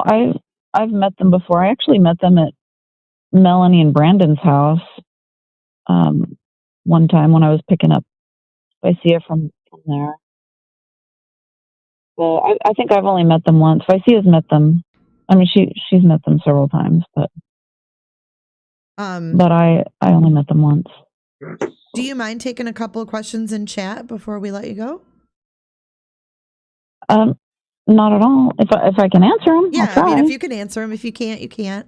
How did Lori and Tylee get along? This person said, I felt tension when the police were interviewing, asking about height and weight. Lori and Tylee. Well, again, my daughter wasn't around the last couple of years. You know, they drifted apart at the end of their sophomore year. But before that, I mean, they got along great. They had little arguments here and there. Tylee could be super sassy. This is my daughter's opinion, that Tylee would be really sassy about things, and so they would have arguments here and there, but like normal. I mean, like normal, nothing crazy. But in my daughter's view, they had a good relationship, and so Tylee wouldn't get upset if like your daughter wanted to hang out with Lori. She wouldn't be like, oh, I don't want to hang out with my mom. Well, no, not at all. Because they would all hang out together and have a good time. So she was totally cool hanging out with her mom. Oh, yeah. That says a lot. Yeah. Yeah. Do you know anything more about her parents? A lot of people are saying this is the first I've ever heard about Lori's parents. Lori's parents? Yeah. Someone in chat actually just said Lori's dad served time for tax evasion. I don't really know any of that. I met them one time. My daughter met them several times, but she liked them a lot and thought they were pretty cool. But I don't really know. But to me, they seemed like they had a really close-knit, tight family, to me. Because they were always together. You know, the fact that my daughter met pretty much everybody in that family. She met Charles's boys. She met Alex. She met Kay and Larry. She met Mel and Brandon and their kids, and she met Tylee's grandparents. You know, she knew like everyone in their family. So to me, I got the sense that they had a really close knit, tight family with everyone. Now, you said when the investigator first came to the school and talked to your daughter that she reached out to Colby but didn't hear back. Has she heard from Colby since then? Some time has passed now.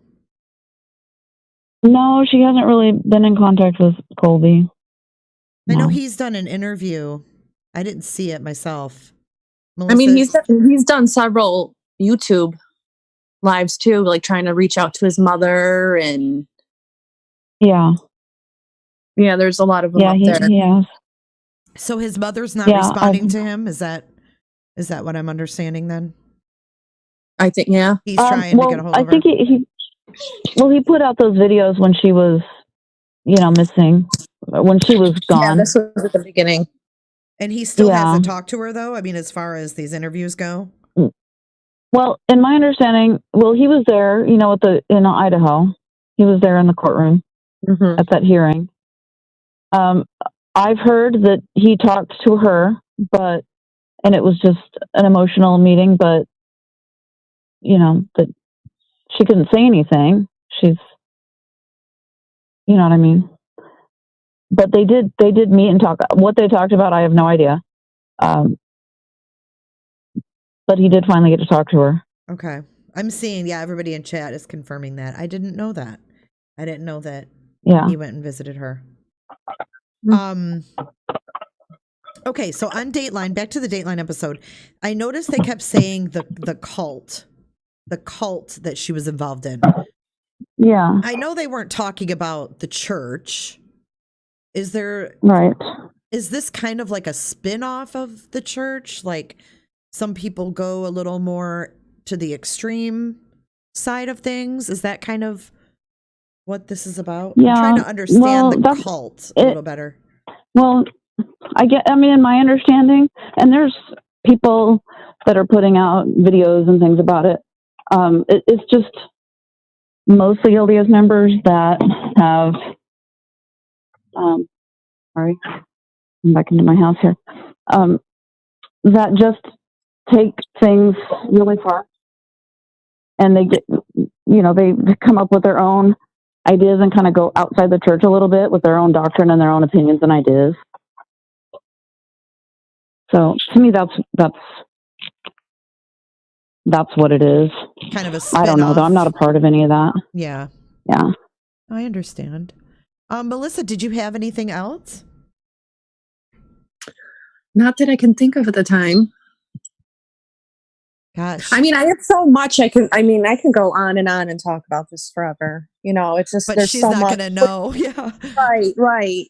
There's just it's like, so many unanswered questions. And guys, I did just read in chat that, Colby did go visit his mom. She said, "I love you, but I won't answer any questions." Yeah. And then I also did read an article that was released, I think maybe last week, that Chad said he'll eventually speak about the kids where they are. Yeah, I saw that too. So what's going on with him? Hopefully. He's just free? Yeah. Looks like it. Huh. I mean, they're Lori's kids, so I don't know. They don't have anything on him yet because they're still investigating Tammy and her death. Yeah. Right. I mean, for all we know, they could have her, in a bunker. The kids in a bunker somewhere because they are the end of the world people. So they think the world's going to end soon. It's definitely possible. One question I did want to ask you, Echo, is did you ever meet Alex? I never did. My daughter did several times, but I didn't. Did she have an opinion of Alex at all? Yeah, she liked him. She thought he was funny and kind of a little bit wild and crazy, but she liked him a lot. Thought he was hilarious, and yeah. Wow. So does she know about him shooting Charles? Yeah. Yeah. Yeah. Gosh, that's a lot for her to digest. I feel for you, man, because you're gonna have quite the road ahead of you, you know, just with your daughter putting all of this together. Just what we know now, you know? Yeah. See, and another Right. thing that bothers me too is, you know, if they are hiding the kids just because end of the world, blah, blah, blah. All they had to do was put them kids on FaceTime. Tylee and JJ. Yeah. To show their faces. And this would have not blown out of proportion like it is already. I don't know why she's making it this difficult. And that's why I think maybe she's been a little bit brainwashed. I don't know. It doesn't make sense. Yeah. And then we know, yes, Kelly just made a point in chat that JJ doesn't have his meds as far as we know. That those were not filled. So yeah. That's concerning. Yeah, but if they're in a cult, I mean, I'm sure they get their means. I'm sure, you know, I'm I've watched sure stuff they on can, cult. Yeah. Yeah. There's ways to get around that. I mean, we're going to keep and I do know, yeah, for sure. And I do know some church members that have gotten into the last days prepping and stuff, and they've built like tire homes out in the desert and stuff. So if the kids were totally off grid somewhere, she wouldn't have been able to, you know, to contact them or to put them on FaceTime because she wasn't with them. You know what I'm saying? Mm-hmm.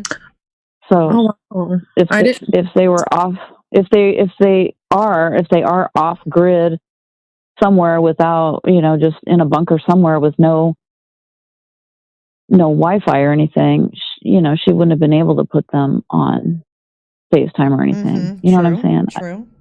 It might seem far-fetched, but you never know with these prepper people. You just don't know. Yeah. Well, it's coming in handy right now with this Corona thing, isn't it? My Lord. Talk about a lot of stuff going on at once, huh?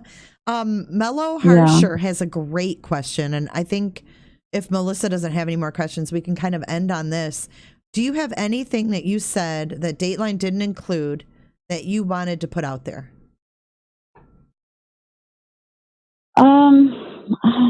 Not really. No. I don't really know, but just the only thing is that I would say is, I probably already just said it, but that as long as there's reason to hope, we're hoping that the kids will be returned soon, hopefully soon. Now, them being at Yellowstone, I mean, that was the last location. There's the picture of Tylee and Alex. Yeah. So, I mean, what? Right. I don't know. I mean, I'm sure they've been out there. I'm not really 100% sure the extent of searching they've done at Yellowstone. Well, I mean, JJ was seen in school after that point. So I can't fathom that they would leave Yellowstone without Tylee, and then how, you know, JJ wouldn't, you know, what would they tell him? Like, I just can't. I think that was just a vacation or a trip to see Yellowstone because they hadn't seen it before. They were always going on adventures. I mean, when they were in Hawaii, they took they went on this crazy boat ride in the middle. I mean, there was a storm and they barely made it out alive. But they went paddleboarding and zip lining, and they went to different, you know, adventures all around. So that doesn't surprise me that they would go to Yellowstone as a trip. I just can't fathom that they would leave without Tylee, and then JJ would just be okay with that, because yeah. So I'm not thinking that that's anything but just a trip they took. Vacation, just a trip. Yeah, just a trip. I just hope that there's somebody in Lori's life who can maybe talk to her, and if not her son, I mean somebody that she can talk to, and they can get some answers for these kids. And I mean, this is just, it's gone on long enough. Right. Right. Well, I want to thank you so much for coming on. And I mean, you came on here for an hour. I really appreciate that. And giving us, you know, some insight into Lori's life and what you saw and what your daughter saw. And my thoughts are with you and dealing with that whole thing that you're going to have on your plate too. Well, thank you. Thanks for asking me to be on. Yeah. Appreciate it. Yeah. Well, take care. And again, thanks.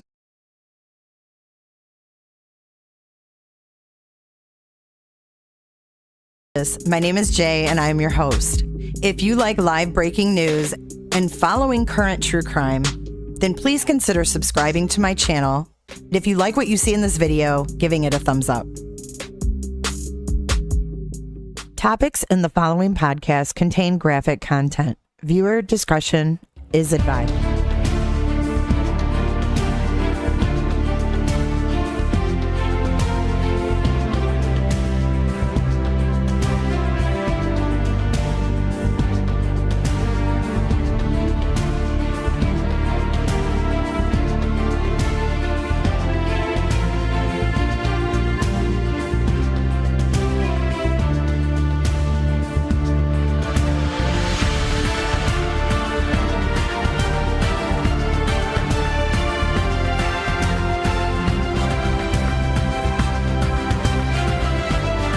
Where are your kids?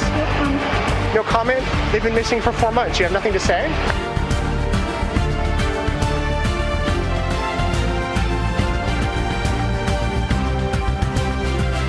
Hey everybody, and welcome to J is for Justice, and thank you for joining me for this Vallow Daybell timeline.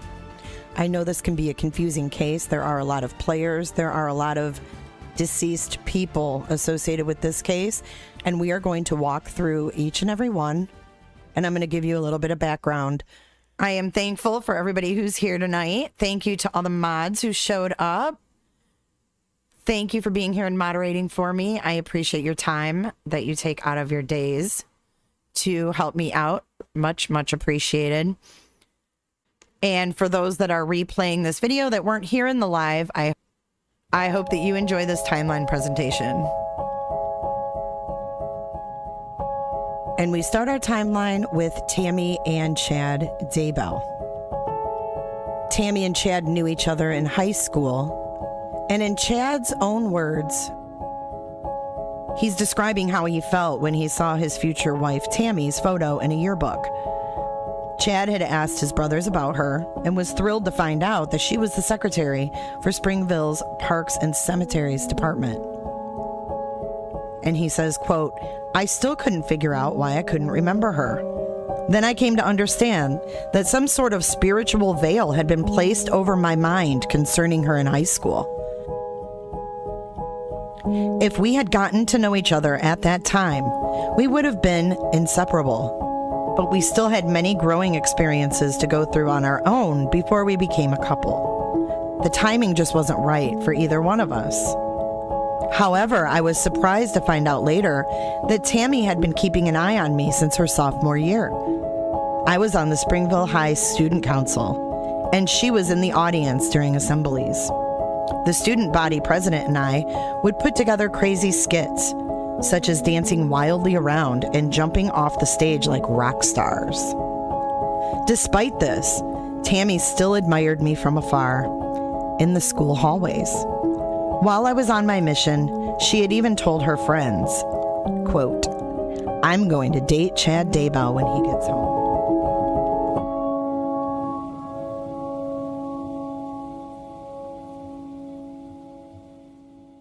He then goes on to explain there was a singles ward family night at the church, and he arrived hoping that Tammy would be there.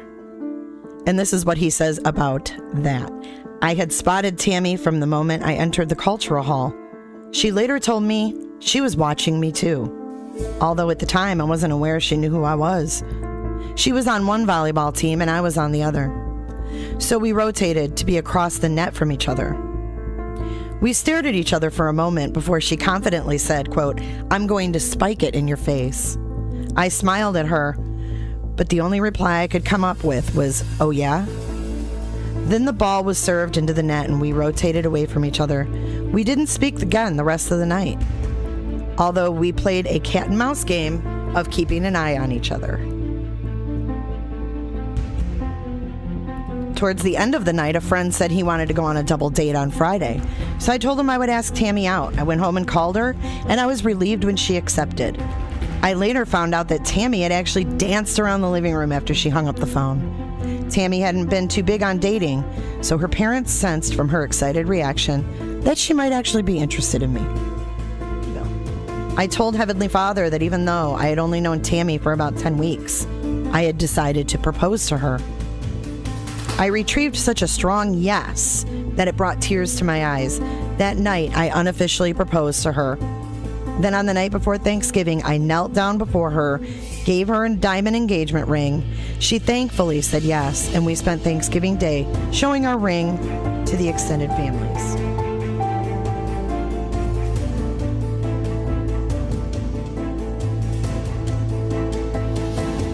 We were married in March 1990 in the Manti Temple and just really enjoyed being newlyweds. However, it wasn't long before our future children started making their presence known through the veil. They were anxious to come to Earth and wanted to know what we were waiting for.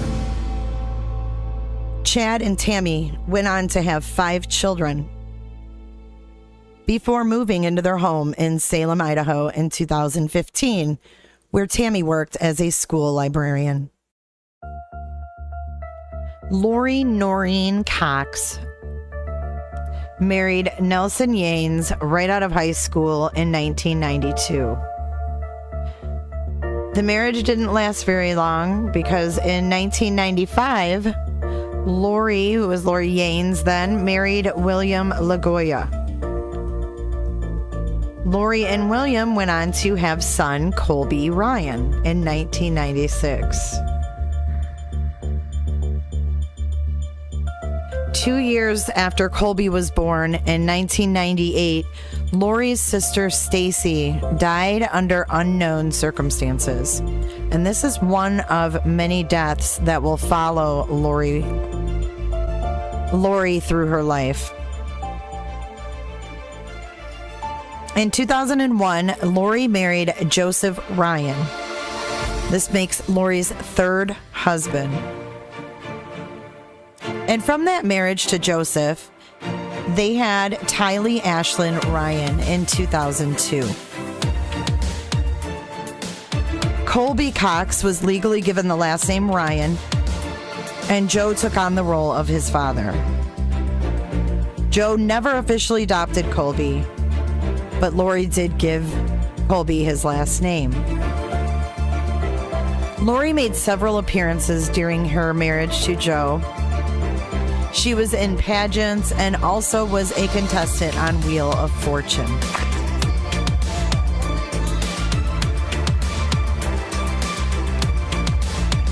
And in this clip, we hear her tell Pat Sajak about her family life.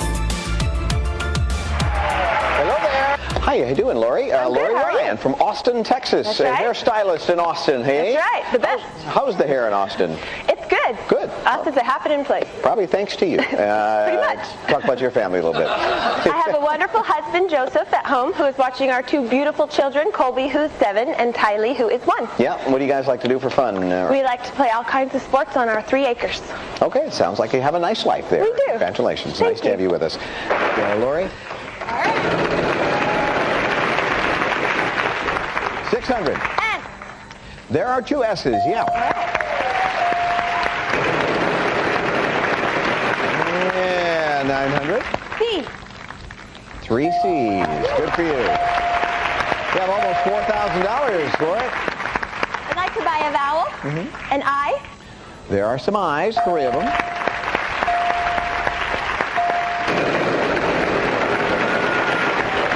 Yay, 800. D. There are 2 of those.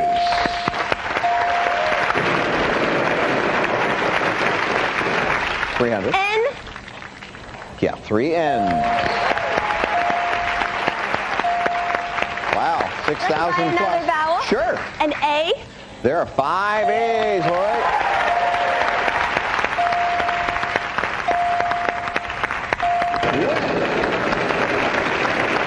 All right, we need a letter.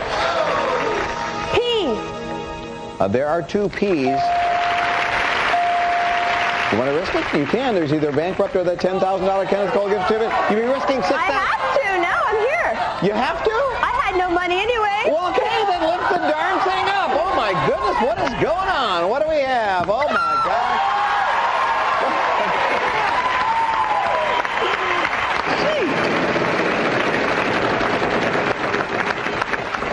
800. G. Yes, there are 2 G's. I want to go. Okay. Gopher, Doc, Isaac, and Captain Stubing. Yeah. Thank you. You're welcome. For letting me do that. All right. It's a free country. Wow.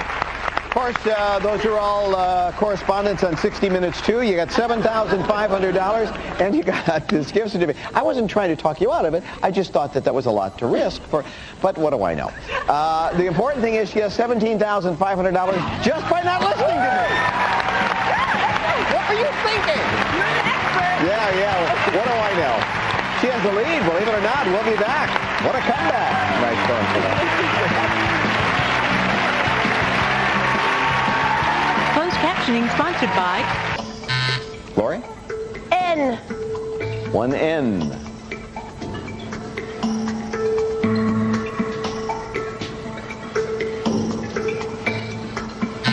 Loretta? No T. Lori? R. 2 R's. Wow. $18,000 on the map. Loretta? Lori? D. 1 D.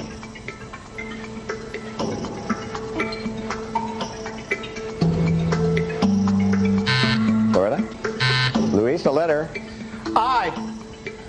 2 I's. No money for vowels, but maybe they'll do it for you. Republic of Ireland. Yeah. Hi, Lori. How you doing? I'm good. You should be. I know you're ready to take that one away. Waiting. Luis, don't get it, but he did. I'm happy for it. Good, and we're happy for you. You did very well despite my advice. 17,000. Well, the wheel didn't spin lucky for Lori for long because in 2005, she divorced Joseph Ryan. And along with that divorce came a bitter custody battle over Tylee.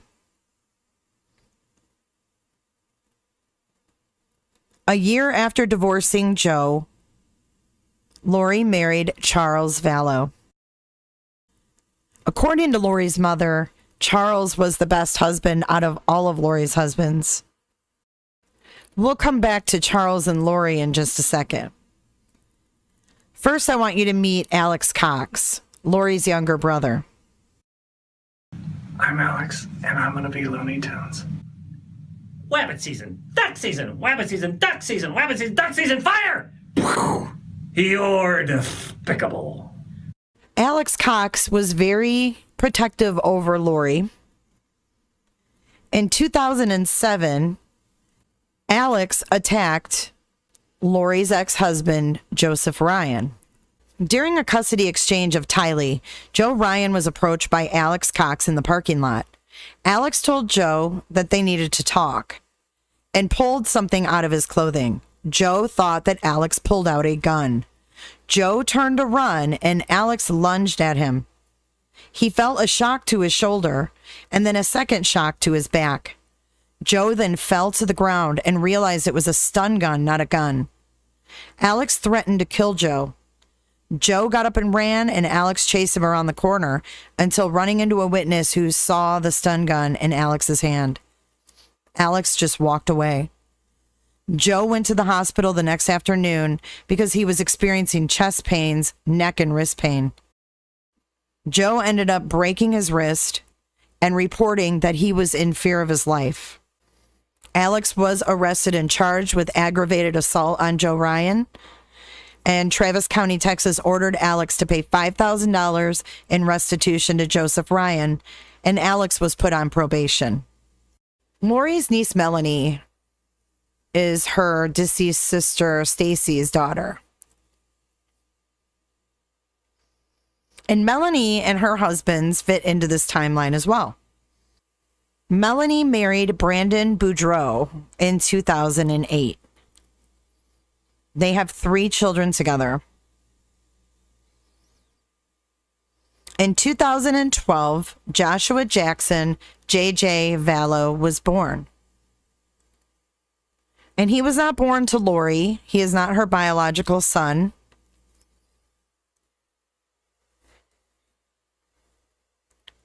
He is the grandson of Lori's husband at the time, Charles Vallow, his sister Kay. JJ is her grandson.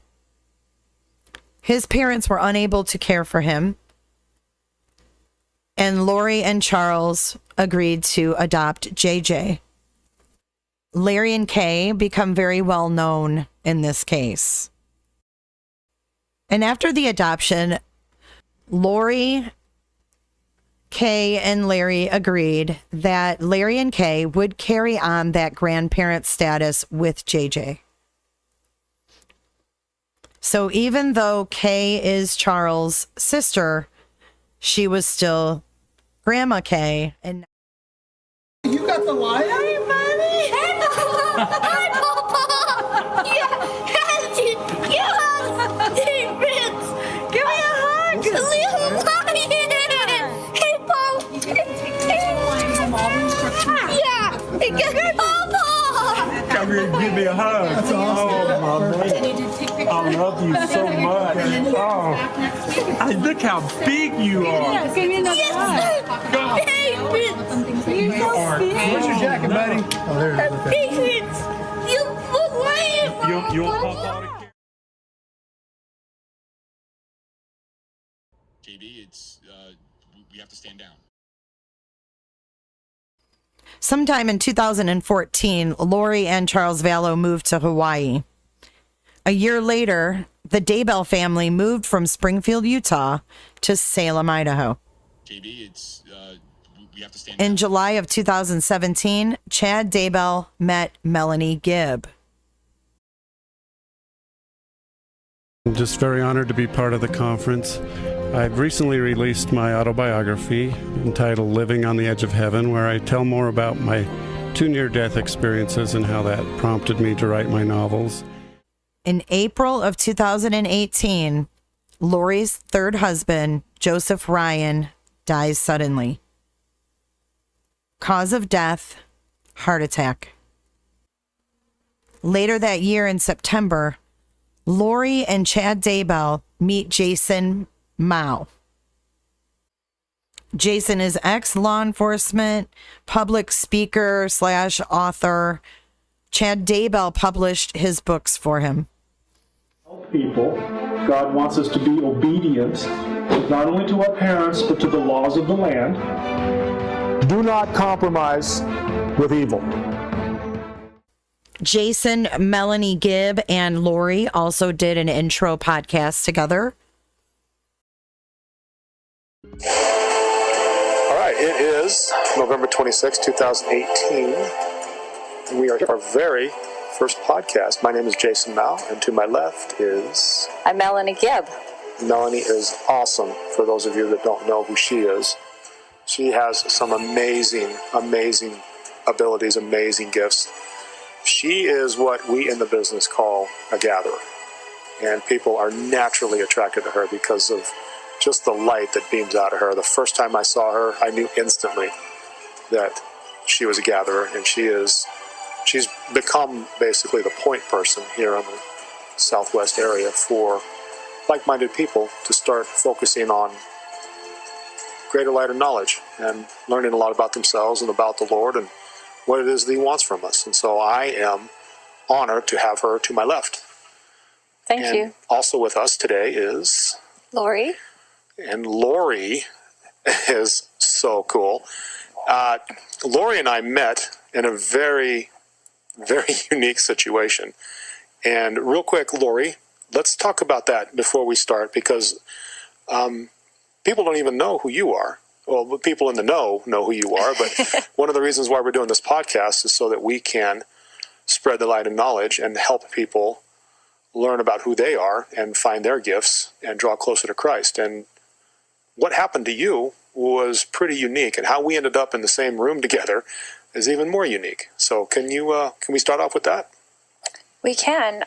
It's so fun to be here with Jason and Melanie. I love them so much and grateful for them and all their service that they do. I feel like that I work for the Lord.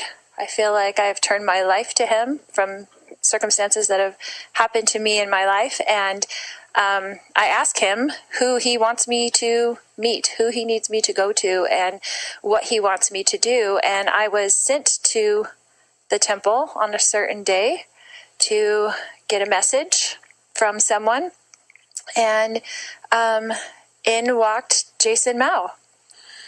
And when I looked at you, when I looked into your eyes for the first time and really saw who you were inside, I instantly knew you're one of us. You're a gatherer. You get it. You understand that there's something bigger going on here than just church on Sunday, that this is the end times, and you are awake, you are prepared, you are moving in that direction. And I saw that in just a half a second of that brother and sister connection that we made. And I just knew right away I had to get you in touch with Melanie, and we needed to connect. Lori and Melanie G became quick friends. Lori visited a class that Melanie was teaching at her LDS church. And Lori also, in the same month, in October of 18, accompanied Melanie G on a road trip to St. George, Utah, to attend a religious conference. That was where Melanie saw a man that she had met before, a frequent speaker at gatherings like these, an end times fiction author, Chad Daybell. Lori was immediately enthralled by Chad. She said she was attracted to him on a spiritual level. Fast forward, in November of 18, Charles goes out of town for some business, and while he is away, Lori decides to hold a spiritual conference at the house. Chad Daybell traveled all the way from Arizona to Rexburg, Idaho to attend. And Chad actually spent the night in the home of Charles and Lori on that night. This is when Chad shares with Lori this revelation that they had been married in previous lives. And Lori was drawn into that idea. She was so intrigued. Chad also told her of another revelation of his, that the two of them had been hand-chosen by God to lead an elect group of people, 144,000 souls, who would usher in the end of times and the second coming of Christ. In December of 2018, Chad and Lori visit the LDS temple and perform a do-it-yourself sealing ceremony. That's where they sealed themselves as husband and wife while both being married to their spouses. Angel Maroney performed the sealing, and Jesus Christ was their witness to the temple sealing. Lori also began telling Melanie G of visions and dreams that she was having of Charles' death, that he's meant to die. Now we're back to Charles Vallow, husband number 4. January of 2019. Charles and Lori moved to Gilbert, Arizona. Chad calls Lori and informs her of the prophecies he has had of Charles, now becoming a zombie. He claims Charles's spirit has left his body and been taken over by an unclean one. On January 22nd, 2019, Chad sent a weird email to Lori with the subject, Demon with a Name, Nick Schneider. Charles and Lori have a phone conversation about separating. Lori stated she was a God assigned to carry out the work of the 144,000 at Christ's second coming in July of 2020. And if Charles got in her way of her mission, she would murder him. The next day, Charles goes on a business trip to Houston, Texas. At that time, Lori kept referring to Charles as Nick Schneider. When Charles asked who Nick Schneider was, Lori replied that that was Charles's real name. Nick Schneider had killed Charles and taken his identity. Lori warned Charles she would kill him upon his return home, but she had an angel there to help her dispose of the body. Charles returned the next day and arrived at the airport and found that his flight had been canceled. So he finally gets home to Arizona and he calls the Gilbert Police Department about Lori taking his truck from the airport. She changed the locks, locking him out of the house. She transferred all the money out of the accounts, took the kids, and had been threatening to murder him.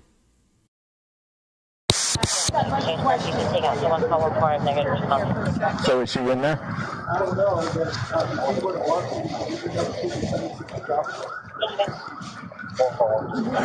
What's going on? Why is she here and you're not here, or are you staying here with her? Long story. She's had kind of a break reality. She thinks you're LDS?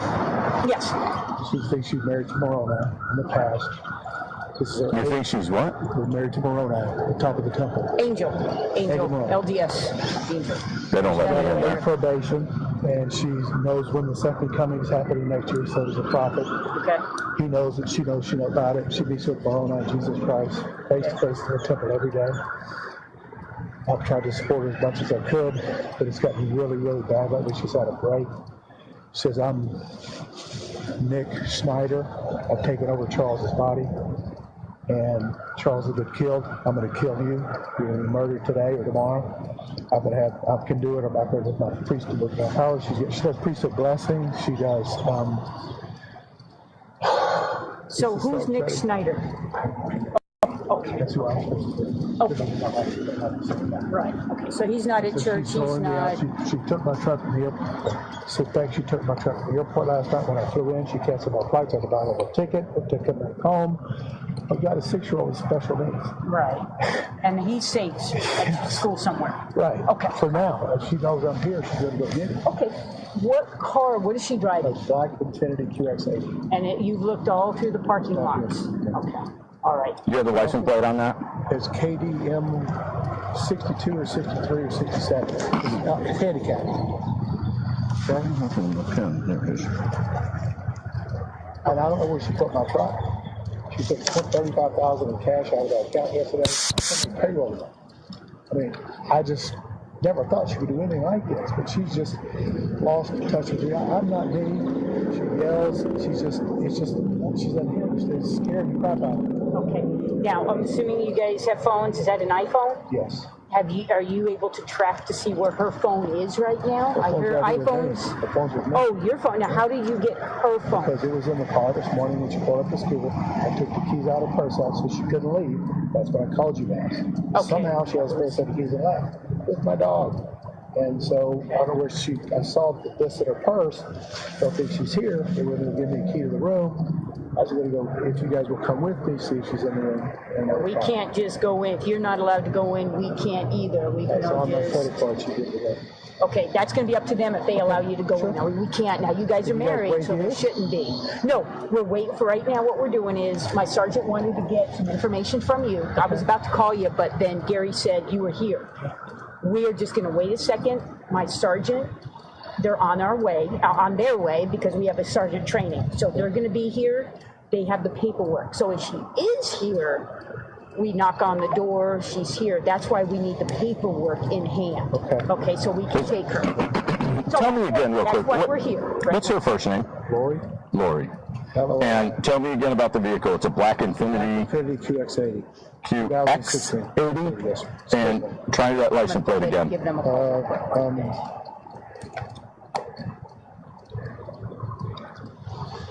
KDM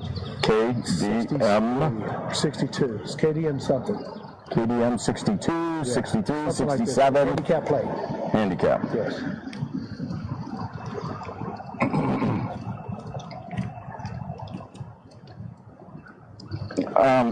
Is it registered to you? Yes. Spell your last name again. Victor, A-L-L-O-W. Vallow? Yes, sir. Okay. That's an SUV that you're describing, right? Okay, I know what it is. I'm going to go check and see if I can go in there, and I'll be right back. Okay, sir? Okay. Also find out if they'll give you permission to go into that room.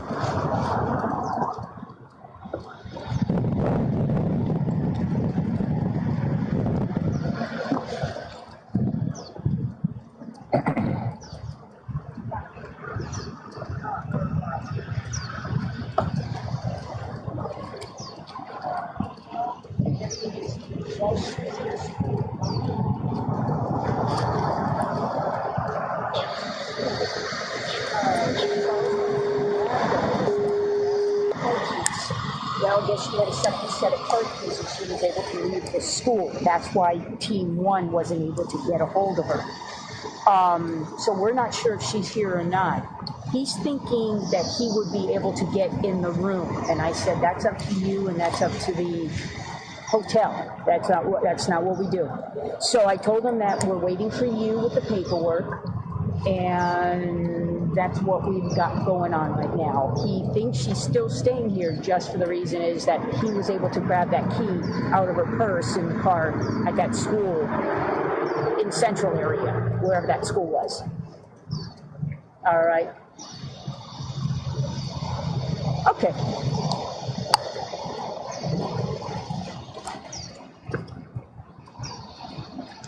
Yeah, I'll give you just what she's saying and the reason the 909 came out. Yeah, we'll go ahead and do that. We're gonna, you know what, how about we all meet back at the car? We are on the north side of that home 2, which is just west of this building. It's the building west. It's the other hotel. We'll all meet right there. All right, we'll see you in a minute. Bye. Okay, so if his truck is gone, how did he get here? I have no idea. He didn't tell me that. By the way, I have that tour at 10 o'clock. Oh, okay. All right. Well, we'll go. He wants a sidebar before we do it. Where did he go? He went back in to find out whether or not they'll give him permission to enter into that room. No, I don't want him going into that. He's not going to the room. Okay. Let's go back over to our cars. They'll be here in just a minute or two, and he wants we need to do a powwow. Okay. So. Let me just, I'll meet you over there. I'm just going to tell him, because he's gone to the lobby. I just want him to know he needs to wait around here so we can find him. The big thing, okay, so she wants to marry Moroni, which is great, fantastic, fine, and dandy. That's not as bad as the U.S. thing. Yeah, I'm going to go off. Me too.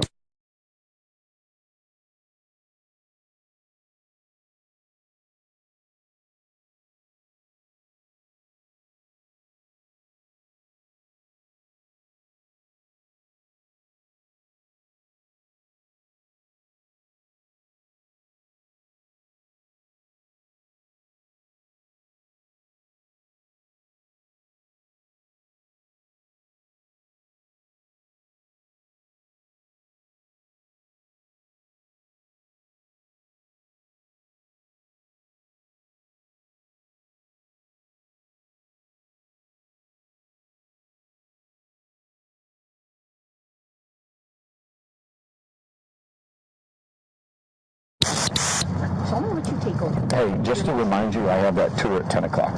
10 o'clock? I apologize. She's not in there for some reason.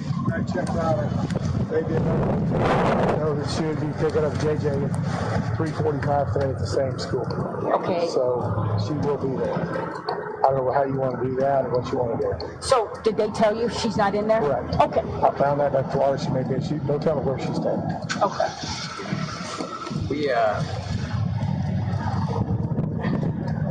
There's a lot of gray area in these matters for us. So it's not real black and white like somebody commits a crime and we just arrest them. So and I know we just showed up and we kind of came into this last minute, so we're kind of getting the story second and third hand. We need to be real careful following her around. I'm not doing that. Well, we're at a hotel. School, and then I saw this in her wallet, so I came to the school. I called the police. I'm not going to try. I'm not irrational or stupid or anything. I just want her, at all. I want her to get out. Yeah. She's not like I love her to death. Something's going on. Okay. And if she wants me gone, fine. I'll do all that stuff. I just don't want her hurt. Okay. I just don't want her to hurt anybody else. Or to go with it. Child's at school now? Did you do a welfare check at school? Is it he or she or? Okay. Yeah. She took your car. What are you driving now? A friend of mine's in Utah. Oh, I don't know where my truck is. Okay. She took it. I suspect she took it because she knows where I'm parking at the airport. I came back outside and it's gone. What All led my up to clothes this? are gone from the house. What led up to this? Is there any correspondence that you had over the last couple days with her? Her religious stuff has gone way off the deep end. Okay. Just way off. Yeah. And it's if you don't agree with her, you're the opposite. Okay. So she won't have to. When did you last speak to her? Yesterday when she texted me. Said we're done. Get out of here. Okay. And when was this paperwork filled out with? Last night. Okay. So what about, so these are handwritten, so sometimes they're hard for us to read. What about your correspondence yesterday precipitated filling this out? When she was on the phone with me about Bishop, I had him on the phone with me. Okay. She threatened physically. She made threats about the kids. She doesn't feel about the kids to come get him. I don't care. We won't be here that much longer anyway. And I've got my God power that can give you my hand anytime I want. It's just irrational stuff. Okay. Is the 6-year-old the only child in common? Yes. We adopted him. We made that to Okay. I think your priority should be there right now. Yes. And then maybe if you don't feel comfortable with her state of mind, maybe figuring out a way to keep him safe, even if that means not being at school. Go to my attorney's office. Yeah. File paperwork for restraining order for her. If I can do that, I want my sister did that. It's safe. It's safe. When I do my work, got some stuff to do in Houston. I'll come back to work. She can have the house. I don't care. Well, have whatever she wants. She took $35,000 and we had money on it for a while. Yeah, I want to give you a little advice though. So consult with your attorney, but you don't necessarily want to remove the child from the state for too long. Because here's the deal. Ultimately, there's two sides to the story, and a lot of times. It's not going to be long. I know. Hang on. A lot of times when we contact the other half of one of these things, they're totally rational. I'll tell her she's going. I'll tell her he's going. Yeah. You just want to be careful not to deny her access to her child. It turns into a thing. That's too hard on him. Okay. Too hard on him. This is about him, not us. Okay. Okay. Yeah, as a police department, we're definitely willing participants in helping out with situations like this, but these aren't criminal arrest warrants. These are kind of a situation, and we have to be careful how much effort and force we put into these mental health petitions. So thank you. I got to get to the bank, see if I can slap those cashier's checks. You will also get my money back. Okay. I've got $200 on there. Okay. Payroll is $8,000 Friday. I got to do it, so I can figure out something. Yeah. Thanks, guys. If you see her, you can call us and we'll come out. But let's forego the. If I go to the school, she picks them up at 3:45 today. It takes you guys 20 minutes to get there. She's in and out. Yeah. Well, if she says it's irrational as you say, I think maybe you should get your son out of the school and prevent that from happening. I may do that, but that's the only place I know where she needs help. Yeah. She needs some serious help. I want her to get help. I'm worried about her. Yeah. I don't think we'll survive this, but she needs help. Yeah. So that's the only way I think we can find where she will be. Yeah. Well, we're not going to do a sting operation. It's not a sting. I'm just going to say, I will call and say she should pick him up about in a few minutes. So if they can get there, that'd be great. Okay. We'll let the guys know, swing shift guys know. I will, man. All right. I really appreciate it. Good luck. Thank you. Take care.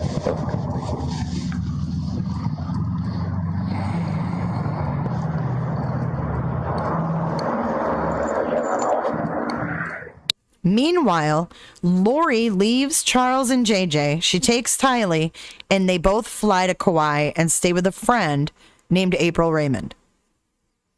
She's trying to recruit April to be a member of the 144,000, but April declines.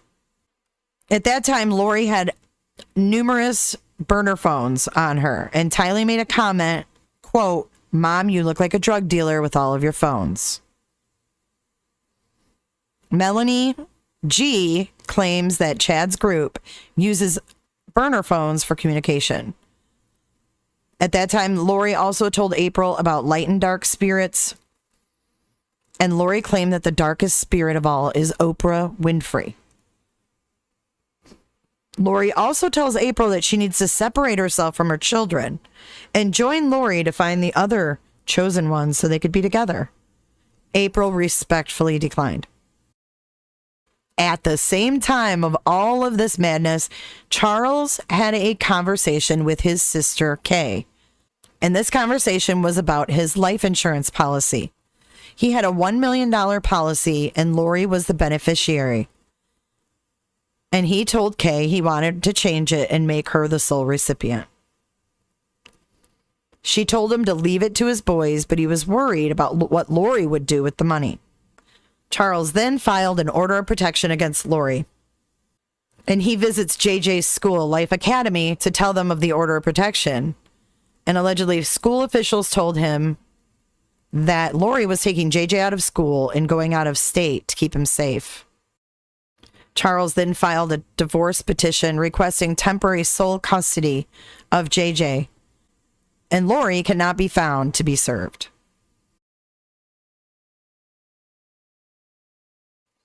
In March of 2019, Lori and Tylee returned from Kauai, moved back in with Charles and JJ in Houston, Texas. Charles had decided that he wanted to try to work things out. In May of 2019, Lori left Charles again and took Tylee and JJ with her back to Arizona. In June, Lori Daybell's niece, Melanie Boudreau, demanded a divorce from her husband, Brandon. Brandon claims Melanie affiliated herself with similar beliefs as her aunt and had joined a cult. And the demand for the divorce came as a shock to Brandon because he thought their marriage was just fine. In July, Lori's brother, Alex Cox, shoots and kills Charles Vallow.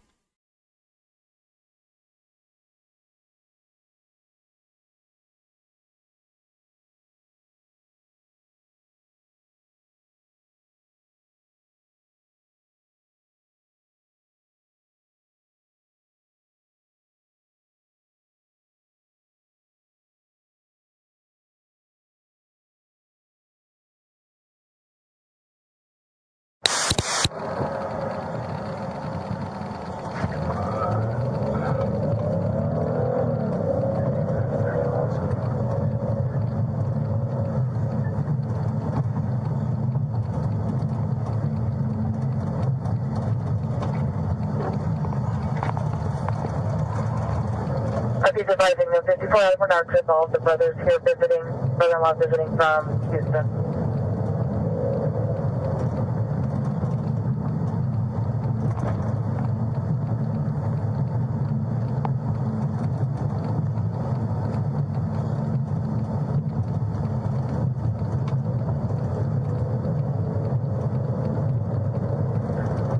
Tim 97, do you have the subject on the phone step out of the residence with his hands empty?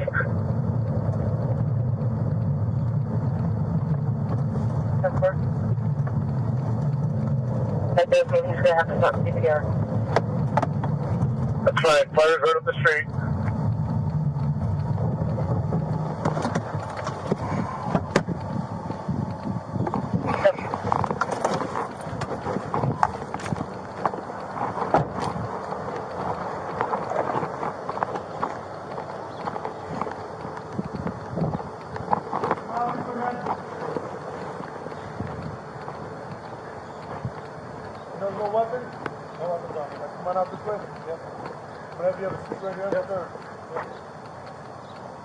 Who else is in the house? No one else in the house. Okay, just have a seat right there. Yeah. Let's get FD in here. Yeah. Have a seat. Yeah. 18th Street secure. We got the gentleman out. You have some ID on you, sir? Yeah. What happened today? How did it get to this? I don't know. He was enraged. Well, what's going on? What happened? Oh, he was talking with my sister earlier. No, what happened today, though? Like, just in the last 20 minutes. He came at me with a bat. Okay. Was he living here or no. visiting? He came to pick up his son. Okay, is his son inside? No. My sister took him to school. Okay, so it was just you at the house? Yes. And he came, how long, what time did he come to pick up the son? I don't know, 20 minutes ago maybe. Okay, so you know who he is, let him in? Yeah. Okay. No, I think they were talking earlier, then she left, and then he got into it with me. Like what? What do you mean? I don't know, he was accusing accusing me of... Come on over here. That truck's going to be really loud. What was he accusing you of?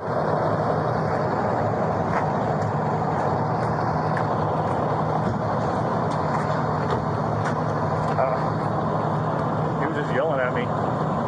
Okay. What was he yelling at you about? I found my sister because I'd broken up the tussle with them earlier.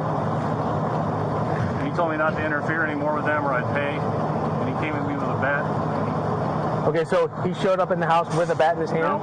Okay, so... There was a scuffle earlier with my sister and my niece. My niece got involved. About earlier meaning earlier this week? Earlier No, this morning? Just this morning, before they left. Before your wife left? My sister. Before your sister left? Yeah. Okay, who lives here with you? Nobody. I don't live here. My sister lives here and my niece lives here. And you're just visiting? I was visiting for the night. Okay, so you're over here visiting your sister and your niece? Yes. Okay, and there was a tussle between your sister and her husband? Yes. And does the husband live here or no? No. Okay. Okay, is he an ex-husband or just current husband? They're working on that. Gotcha. So at some point earlier today, they get into some type of domestic? Yeah, just this morning, then they left, and then he came at me. They left meaning who? Both of parties? Yeah, my sister took my niece and my nephew. Okay, so they left. To create some space from him, and then he came at me. Okay, but did he leave also? No. He stayed here? He stayed. So you guys are kind of talking in between, or what? Who are you? Who are you? No, just go back. I appreciate it. Thank you, sir. Thank you. So it's just you and your brother-in-law? Yes. Okay. And kind of go through it. Say something like, hey, don't touch my sister, or... Yeah. Yeah. Okay. And then he picked up the bat. Where was the bat at? In the living room. Okay. The guy inside me? No, I haven't got it.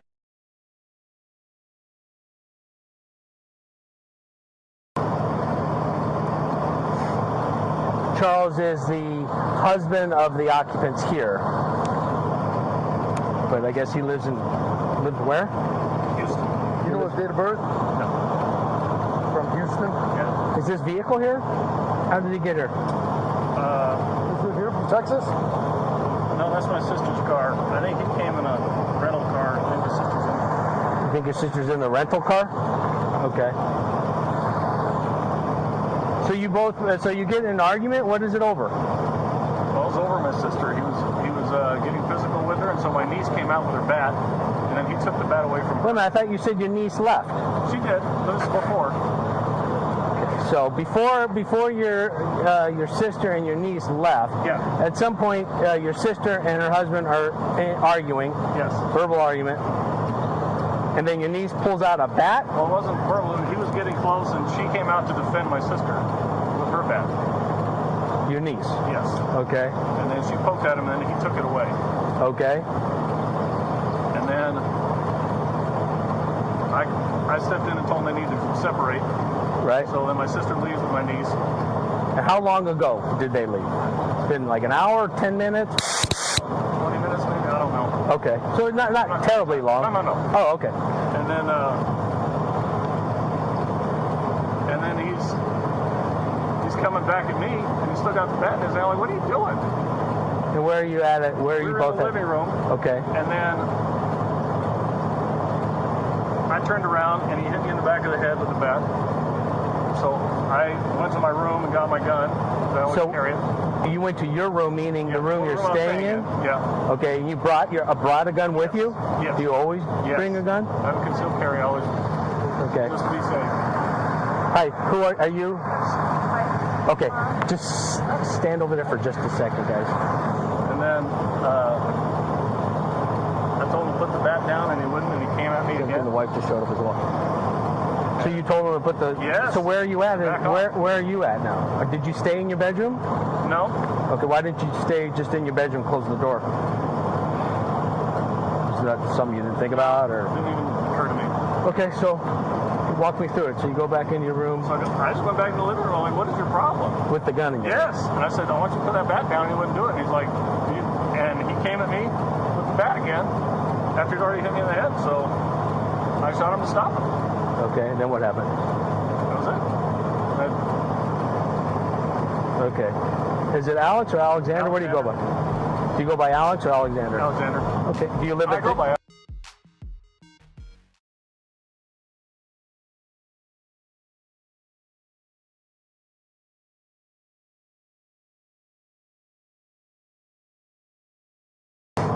Are you working now? I'm on vacation this week. Well, what do you do for a living? Oh, I drive a truck.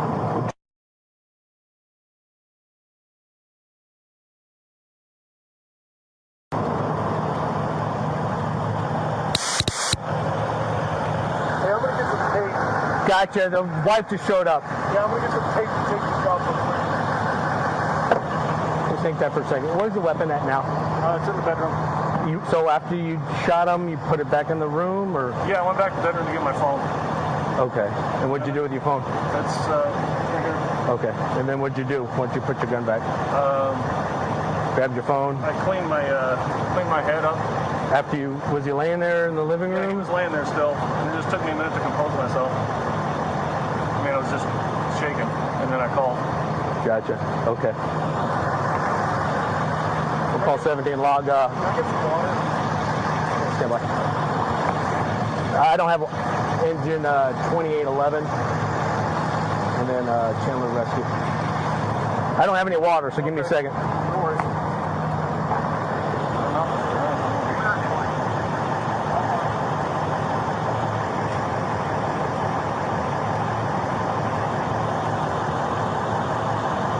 Guys, hang tight just for a second. Don't go in there. Partner, hang tight. Don't go in there just now, guys. It's now a crime scene, so hang tight. Okay, cool. 'Cause there's no, like...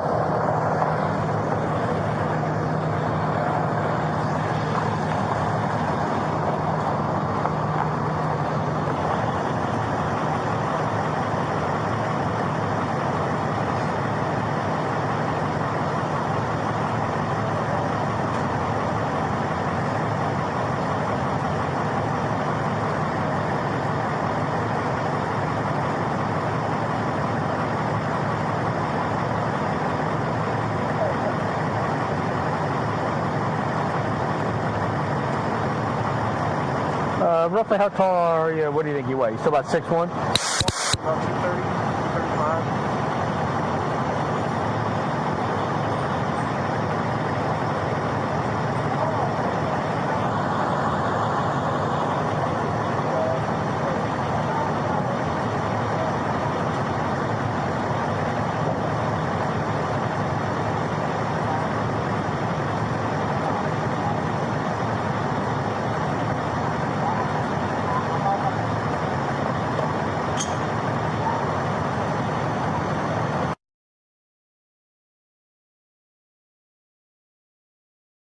Charles. Charles.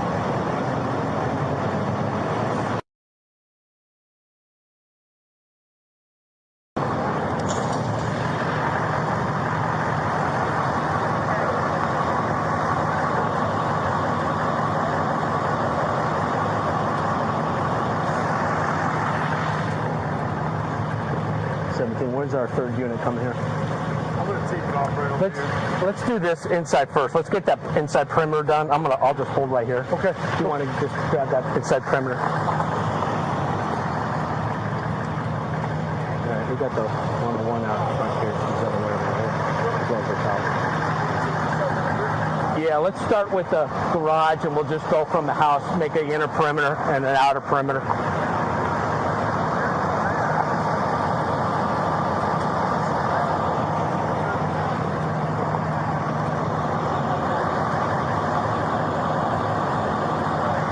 Is that the rental vehicle? Is it your husband? Okay. Both these vehicles yours in the driveway and the garage? What? Both your vehicles in the driveway and the garage? Okay.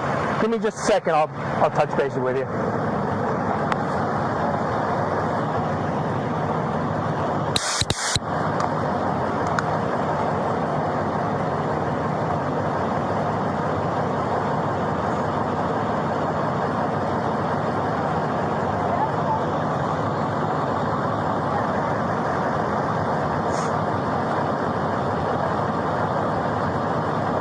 Curiosity, how long have you known him?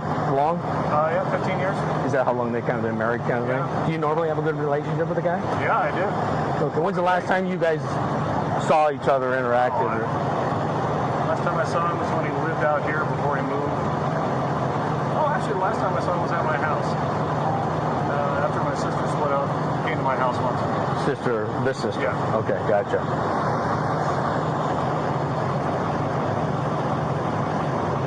So did you sleep here last night? Yeah. So what time did you about wake up this morning? 6:30 or so. Normal day this morning, wake up? It's just you, your sister, niece? Gonna go do something fun today. Anybody else in the house besides you three this morning? My nephew's at school.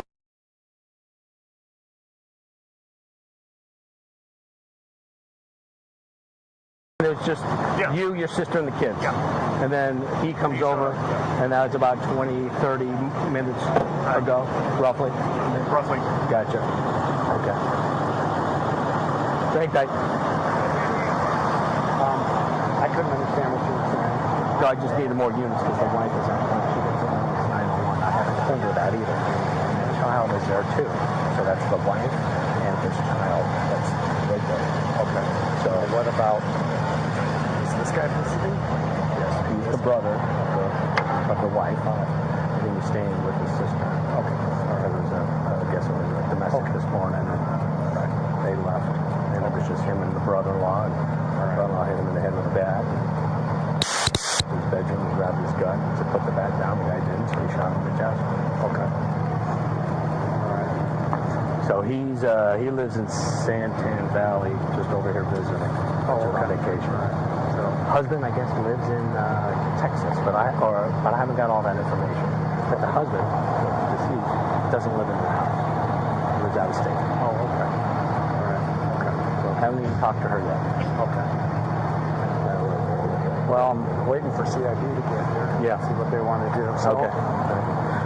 So do you? So you only live in Santan Valley. So why is it just easier to just hang out here? I was just here late last night. Stayed the night. Gotcha. Okay. Are you and your sister pretty close? Yeah, we're planning to go do something today. Oh, gotcha. Okay.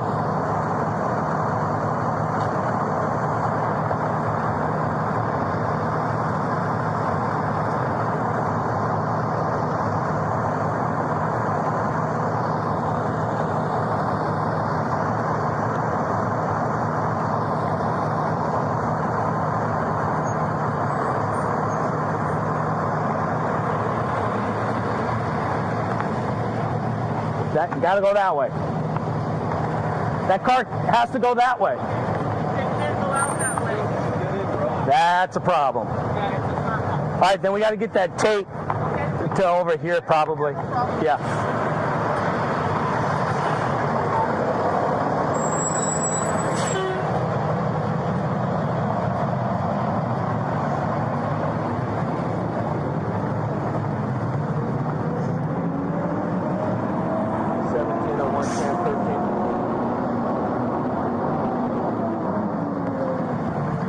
I can get you to come back out here and retape this outer perimeter.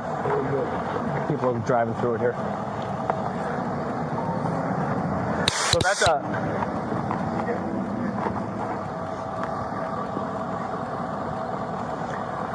that's a one-way. So we got to be able to let people out onto that street, but so we got to move that south tape. Okay. All right, let me get your information. Does your husband live here or no? No, he lives in Houston. Gotcha. Okay. You guys We're met. separated. Gotcha. Okay. Let me just get your. Do you have a driver's license with you? I can just grab.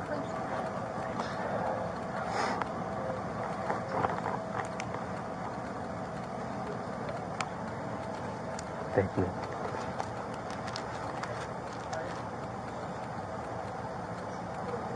L-O-R-I.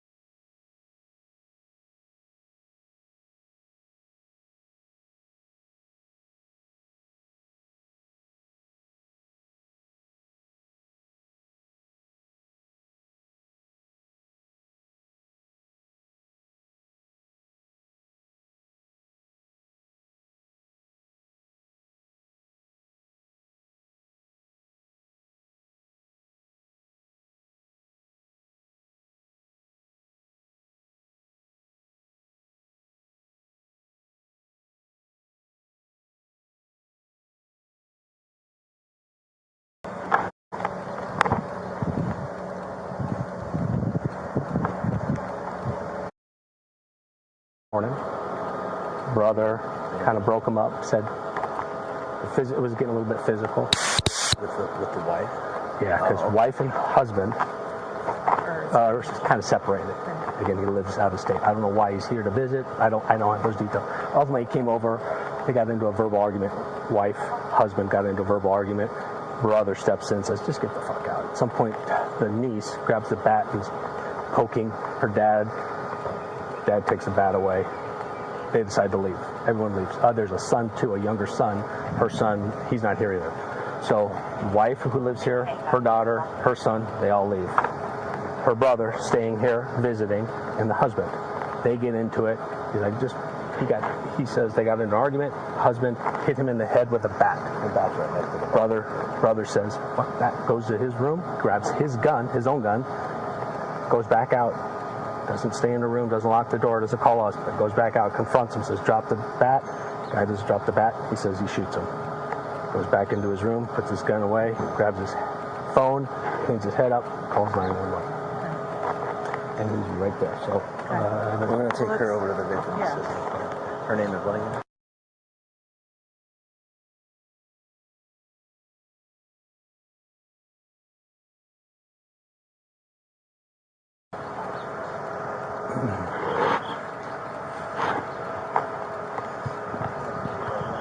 Huh?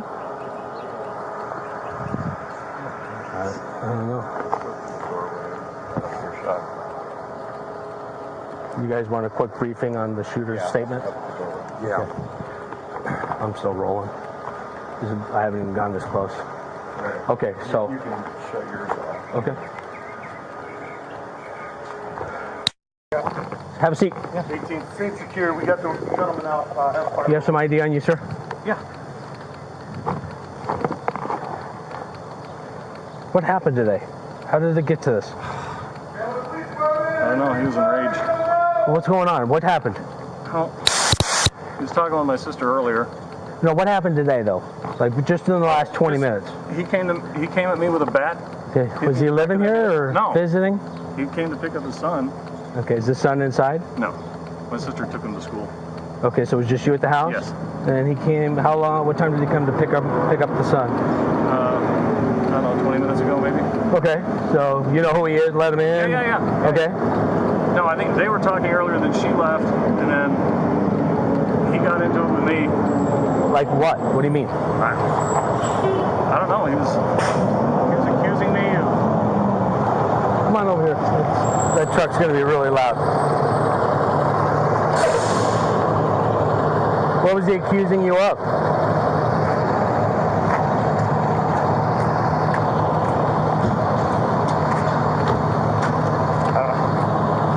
He was just yelling at me. Okay, what was he yelling at you about? About my sister because I've broken up the tussle with them earlier. And he told me not to interfere anymore with them or I'd pay. And he came at me with a bat. Okay, so he showed up in the house with a bat in his hand? No. Okay, so... There was a scuffle earlier with my sister and my niece. My niece got involved. About earlier meaning earlier this week? Earlier No, this morning? Just this morning, before they left. Before your wife left? My sister. Before your sister left? Yeah. Okay, who lives here with you? Nobody. I don't live here. My sister lives here and my niece lives here. And you're just visiting? I was visiting for the night. Okay, so you're over here visiting your sister and your niece? Yes. Okay, and there was a tussle between your sister and her husband? Yes. And does the husband live here or no? No. Okay. Okay, is he an ex-husband or just current husband? They're working on that. Gotcha. So at some point earlier today, they get into some type of domestic? Yeah, just this morning, then they left, and then he came at me. They left meaning who? Both of parties? Yeah, my sister took my niece and my nephew. Okay, so they left. Create some space from him, and then he came at me. Okay, but did he leave also? No. He stayed here? He stayed. So you guys are kind of talking in between, or what? Who are you? Who are you? I'm a neighbor. No, just go back. I appreciate it. Thank you, sir. Thank you. So you were just so...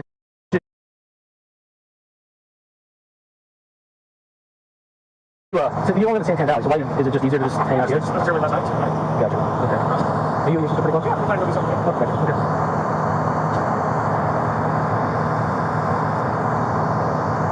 Alex claimed the shooting was in self-defense. No charges were filed. By the end of August 2019, Lori, Tylee, JJ, Alex, and Melanie Boudreau moved to Rexburg, Idaho. On September 8th, Tylee, JJ, Lori, and Alex visit Yellowstone National Park. Authorities say this is the last time anyone saw Tylee.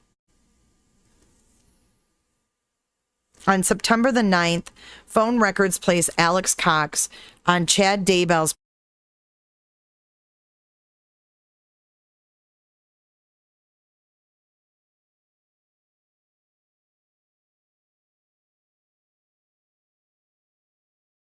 property in the general area where investigators would eventually find Tylee's body.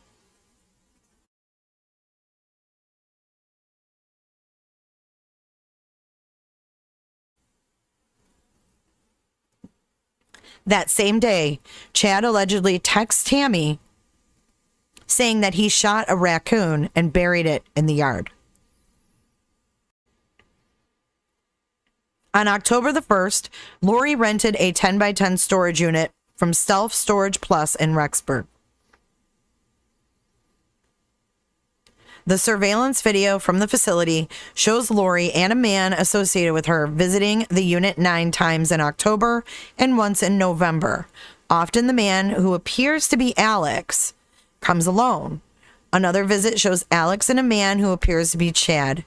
During one visit, Chad and Lori appear to visit the storage facility together. On October 2nd, Brandon Boudreau says he was shot at with the bullet missing his head by just inches.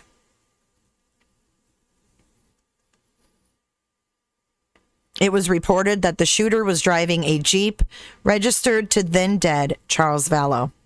That same day, Lori purchased a wedding ring on Amazon, later seen on her finger at Chad and Lori's beach wedding. Days later, on October 9th, Tammy Daybell called 911 and said a masked man shot at her in the driveway with a paintball gun. She posted about it on Facebook, saying she has no idea who the person was or why they would shoot at her.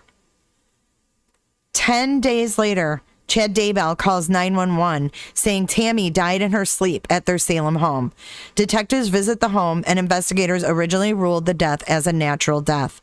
Tammy was buried at the Evergreen Cemetery in Springville on October 22nd. Not long after Tammy Daybell died in her home in Salem, Idaho in mid-October, the Fremont County Sheriff's Office received a call from a detective in Arizona. The decedent's going to be a Tamara Daybell? Oh, yes. I was the one that actually took that call. So why someone from Arizona wanting to know? That's crazy. Yeah, isn't it funny how everything ties together? We just have some cases down here that got our attention with Miss Daybell. The family did not want an autopsy, so they just went straight to the funeral home, and the family refused an autopsy. The family said they don't want an autopsy, therefore the coroner just signed off then and there, and then the funeral home took Miss Daybell? Is that how that works? Yes, that's pretty much how it works. Within weeks of Tammy's death, Chad and Lori are married in Hawaii on November the 5th. They then return to Rexburg. Over the coming weeks, police say Chad told witnesses that Lori had no minor children. Police also say Lori told people Tylee died years earlier. On November 26th, the Rexburg Police Department conducts a welfare check for JJ at the request of his grandparents, Larry and Kay Woodcock. They had not spoken with the boy in months. Police do not find JJ at the townhome, and Lori tells police JJ was with her friend, Melanie Gibb, in Arizona. Police determined within days that JJ was not with Melanie Gibb. The next morning on November the 27th, the Rexburg Police Department served a search warrant. When they arrived, they discovered that the Daybells had left. Court documents indicate that on December 1st, Chad and Lori caught an American Airlines flight to Hawaii on the island of Kauai. The children were not with their parents. On the 6th of December, Melanie Gibb contacted the Rexburg Police Department to say that Chad and Lori called her on November 26th and asked her to lie about the location of JJ. On December 11th, Tammy Daybell's body is exhumed and an autopsy is performed in Utah. The results of that autopsy are not released. On December 12th, Alex Cox dies under mysterious circumstances in Gilbert, Arizona. December 12th, 2009. December 12th, 2019. 15 hours, 20 minutes, 19 seconds. 911, where is your emergency? Hi, I need an ambulance to...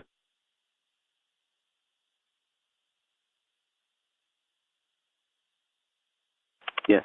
Why do you need an ambulance? I have a older male, a middle-aged male. He is breathing? Yes, he's breathing, but very, very highly breathing. Okay, let me transfer you to the medics. Do not hang up. Is this due to a Fire and medical, what is the address of your emergency? Go over with it. Caller, are you on the line? Hello, is there anyone there? Yes, this is. I'm here. Okay, you're for... Yes, that's correct. Okay, what is the emergency? I have a older male here named Alex. He just passed out here on my bathroom. Okay, is he awake right now? I think he's passed out. Okay, you think he's unconscious? Yes. Okay. Is he breathing normally, like you can see his chest rising and falling?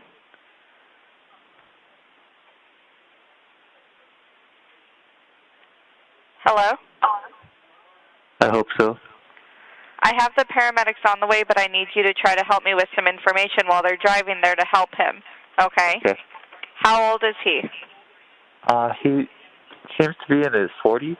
Okay. Do you know him? No, it's my mother's boyfriend.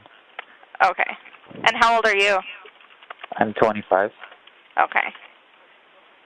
I have the paramedics on the way, so he's in the restroom right now? Okay. Gilbert, can we get you started? I'm already en route. All right, thank you. Okay, is he on his back or on his stomach? Where is he at? He's on his side. Okay. Can you lay him flat on his back on the ground? I'll try. It's just there's feces there, and I'm trying to just keep cool right now. You said he's what? There's feces on the ground. Okay. I know that's gross, but if we can just go ahead and get him flat on his back, I want to make sure he's breathing, because if he's not, we're going to do a few things. Gotcha. Did you say he's cool, like cold?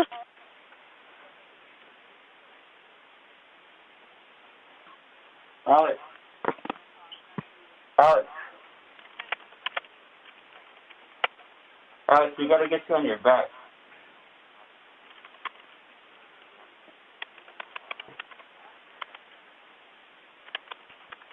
Does he seem more awake or more asleep? He's more passed out. Okay, is he opening his eyes or moving at all? He's breathing. Okay, is he breathing normally, like his chest is rising and falling? He's not making any weird sounds?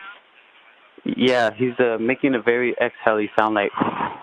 Okay, if he's doing that, we need to start CPR, so I need you to get him flat on his back on the ground. Okay, I'll do that. Let me know when he's flat on his back, and we're going to give you instructions, okay? Okay. What is your first name?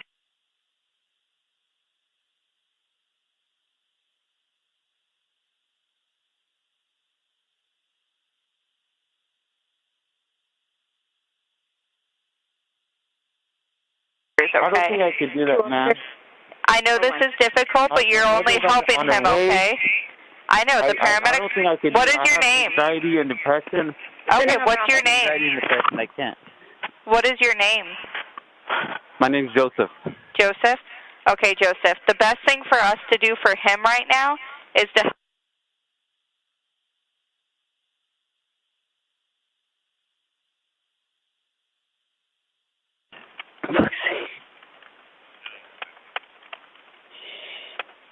So if you'll just take...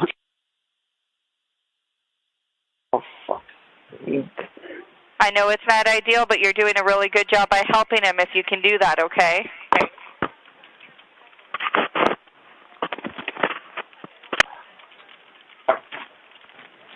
Oh.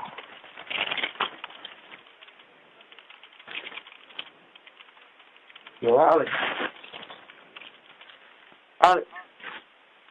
He's not breathing. No. No, he's too big. Okay, just try to get him on his back because we can do chest compression. My mother just got here. Okay, give her the phone then.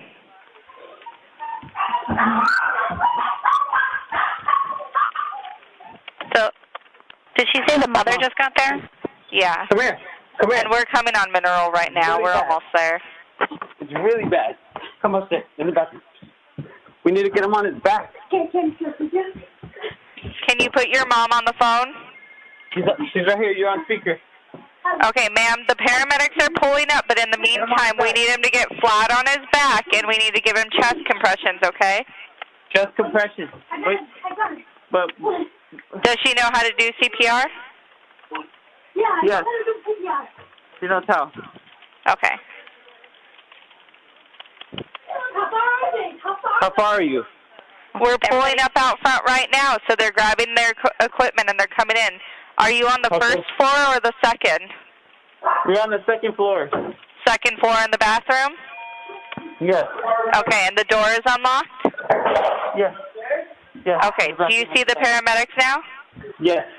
Okay, Joseph, you did a good job. I know that was really scary, but thank you for your help, okay? Joseph, before you hang up, I need your last name. Joseph, let the paramedics do their business and tell me what your last name is. Lopez. Joseph, what's your last name? Lopez. Okay. And what's your date of birth, Joseph?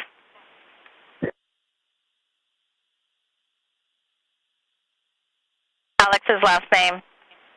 I don't know. You don't know his name? No. Okay. All right. Do you let the officer in? Yes. Okay. Sounds good. I'm going to let you go. Bye-bye. December 12th, 2019, 15 hours, 27 minutes, 27 seconds. His autopsy later reveals that he died of a blood clot.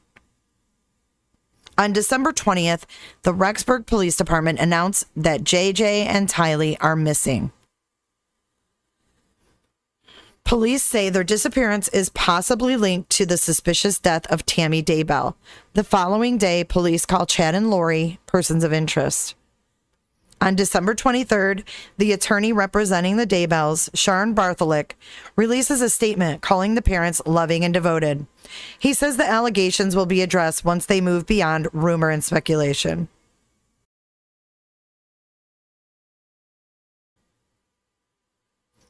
On December 30th, the Rexburg Police Department issued a news release saying they have information indicating Lori knows the location of her children or what has happened to them. On January 3rd, investigators and the FBI served a search warrant on the Daybell home in Salem. Fremont County Sheriff Len Humphreys says investigators recovered 43 items, including computers, cell phones, journals, documents, and medications. They are sent to an FBI lab for further analysis. As investigators continue their search for the kids, Larry and Kay Woodcock travel to Rexburg from their home in Louisiana. They announce a $20,000 reward for information leading to the recovery of the kids. On January 10th, Chad Daybell's brother, Matt, pled for him to cooperate with the investigation. Matt says his immediate family had little association with Chad due to concerns about his religious claims and the books he authored.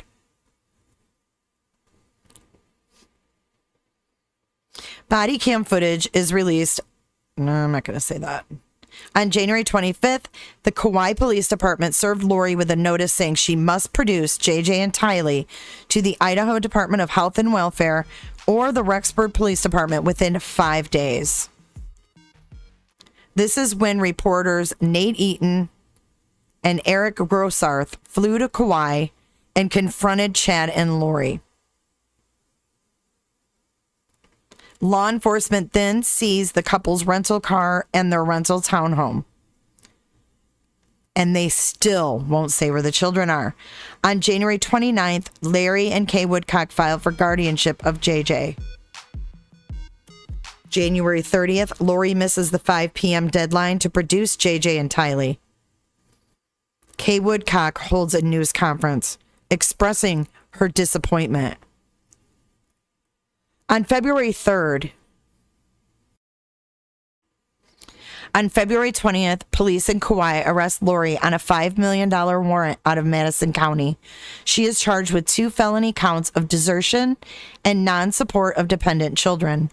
She is also charged with arrests and seizures, resisting or obstructing officers, criminal solicitation to commit a crime, and contempt of court, willful disobedience or process of court process or order. On the 26th of February, Lori waived her extradition to Idaho after 6 days behind bars in Hawaii. Lori is brought back from Hawaii to Rexburg on March 5th. She makes her initial court appearance in Rexburg on March 6th. Magistrate Judge Farron Edens reduced her bail to $1 million. On March 24th, Lori's attorney, Mark Means, filed a motion to reduce Lori's bail again. Means noted that new facts have come to light, but does not elaborate. On May 1st, Lori asked for another reduction in bail again.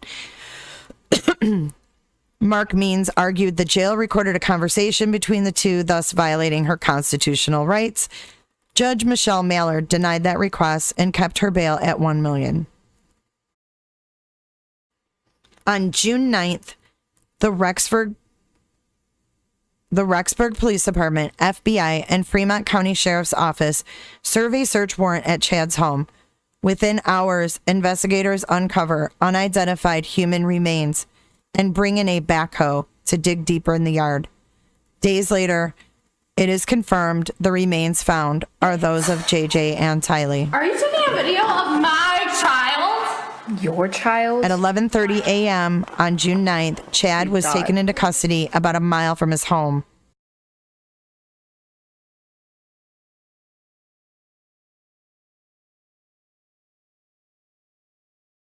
Hi, Dad. No. Are you okay?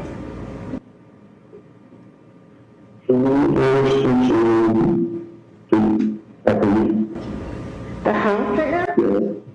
Yeah.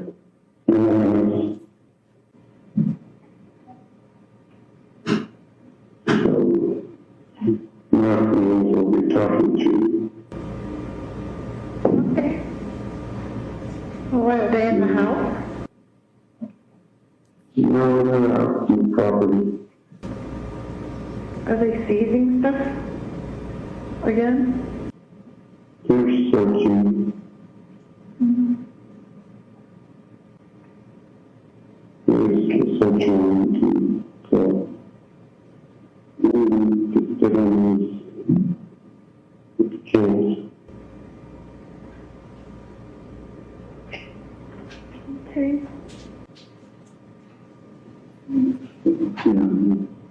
So you tried to settle a call. Logical. Yeah. So we'll see what transpires. Okay.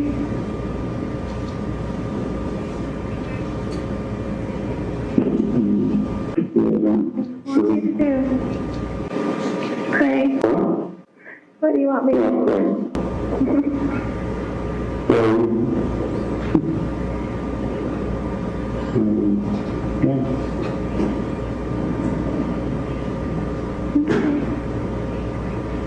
What can I do for you?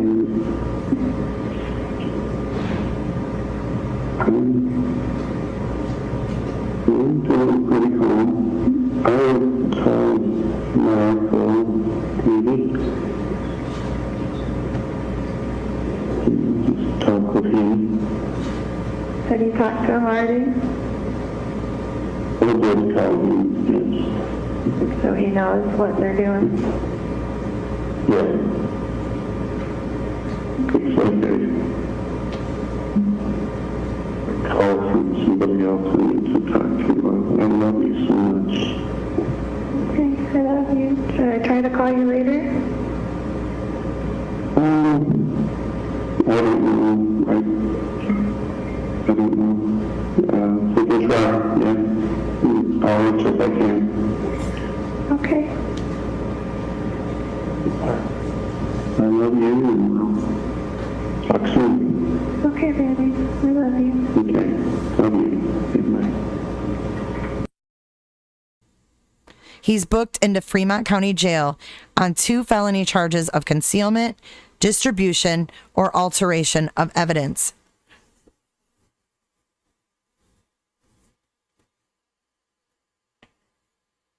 On June 29th, prosecutors filed charges against Lori, including 2 felony counts of conspiracy to commit destruction, alteration, or concealment of evidence. On August 3rd and 4th, the preliminary hearing for Chad is held in Fremont County. Judge Farron Edens ruled that the prosecution has enough probable cause to advance to district court. Lori waived her preliminary hearing. Chad appeared for his district court arraignment on August 21st before District Judge Stephen Boyce, and he pled not guilty to the felony charges. Chad's attorney on August 27th, John Pryor, asked Judge Stephen Boyce to dismiss the entire case. Rob Wood, the prosecutor, filed a motion on September 1st asking to combine the cases for Chad and Lori. On September the 10th, Lori is arraigned in district court, where she also pled not guilty to the 2 felony counts. Fremont County prosecuting attorney Lindsay Blake requested that the Tammy Daybell death investigation be sent back to her office from the Idaho Attorney General. On March 22nd, Madison County prosecutor Rob Wood adds veteran homicide attorney Rachel Smith of Missouri to his team to assist in the case against Chad Daybell.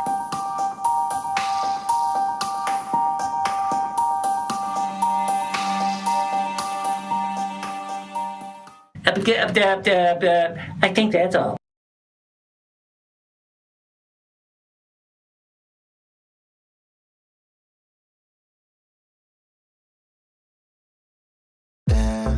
I don't really care about you and your problems. I don't give a damn.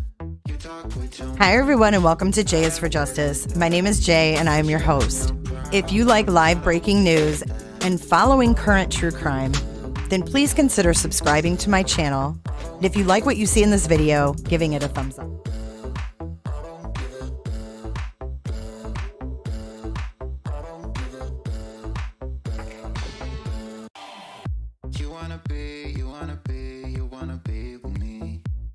Feel something real, but I'm feeling differently. You're making plans to get to friends, but don't wanna face the fact that I ain't got time, I ain't got time, I ain't got time for that. Staying up late, sleeping all day, dreaming about Cadillacs. Buying new shoes, hanging by the pool, sipping on Coke and Jack. Calling my phone when you feel alone, but I'll never call you back. 'Cause I ain't got time, I ain't got time.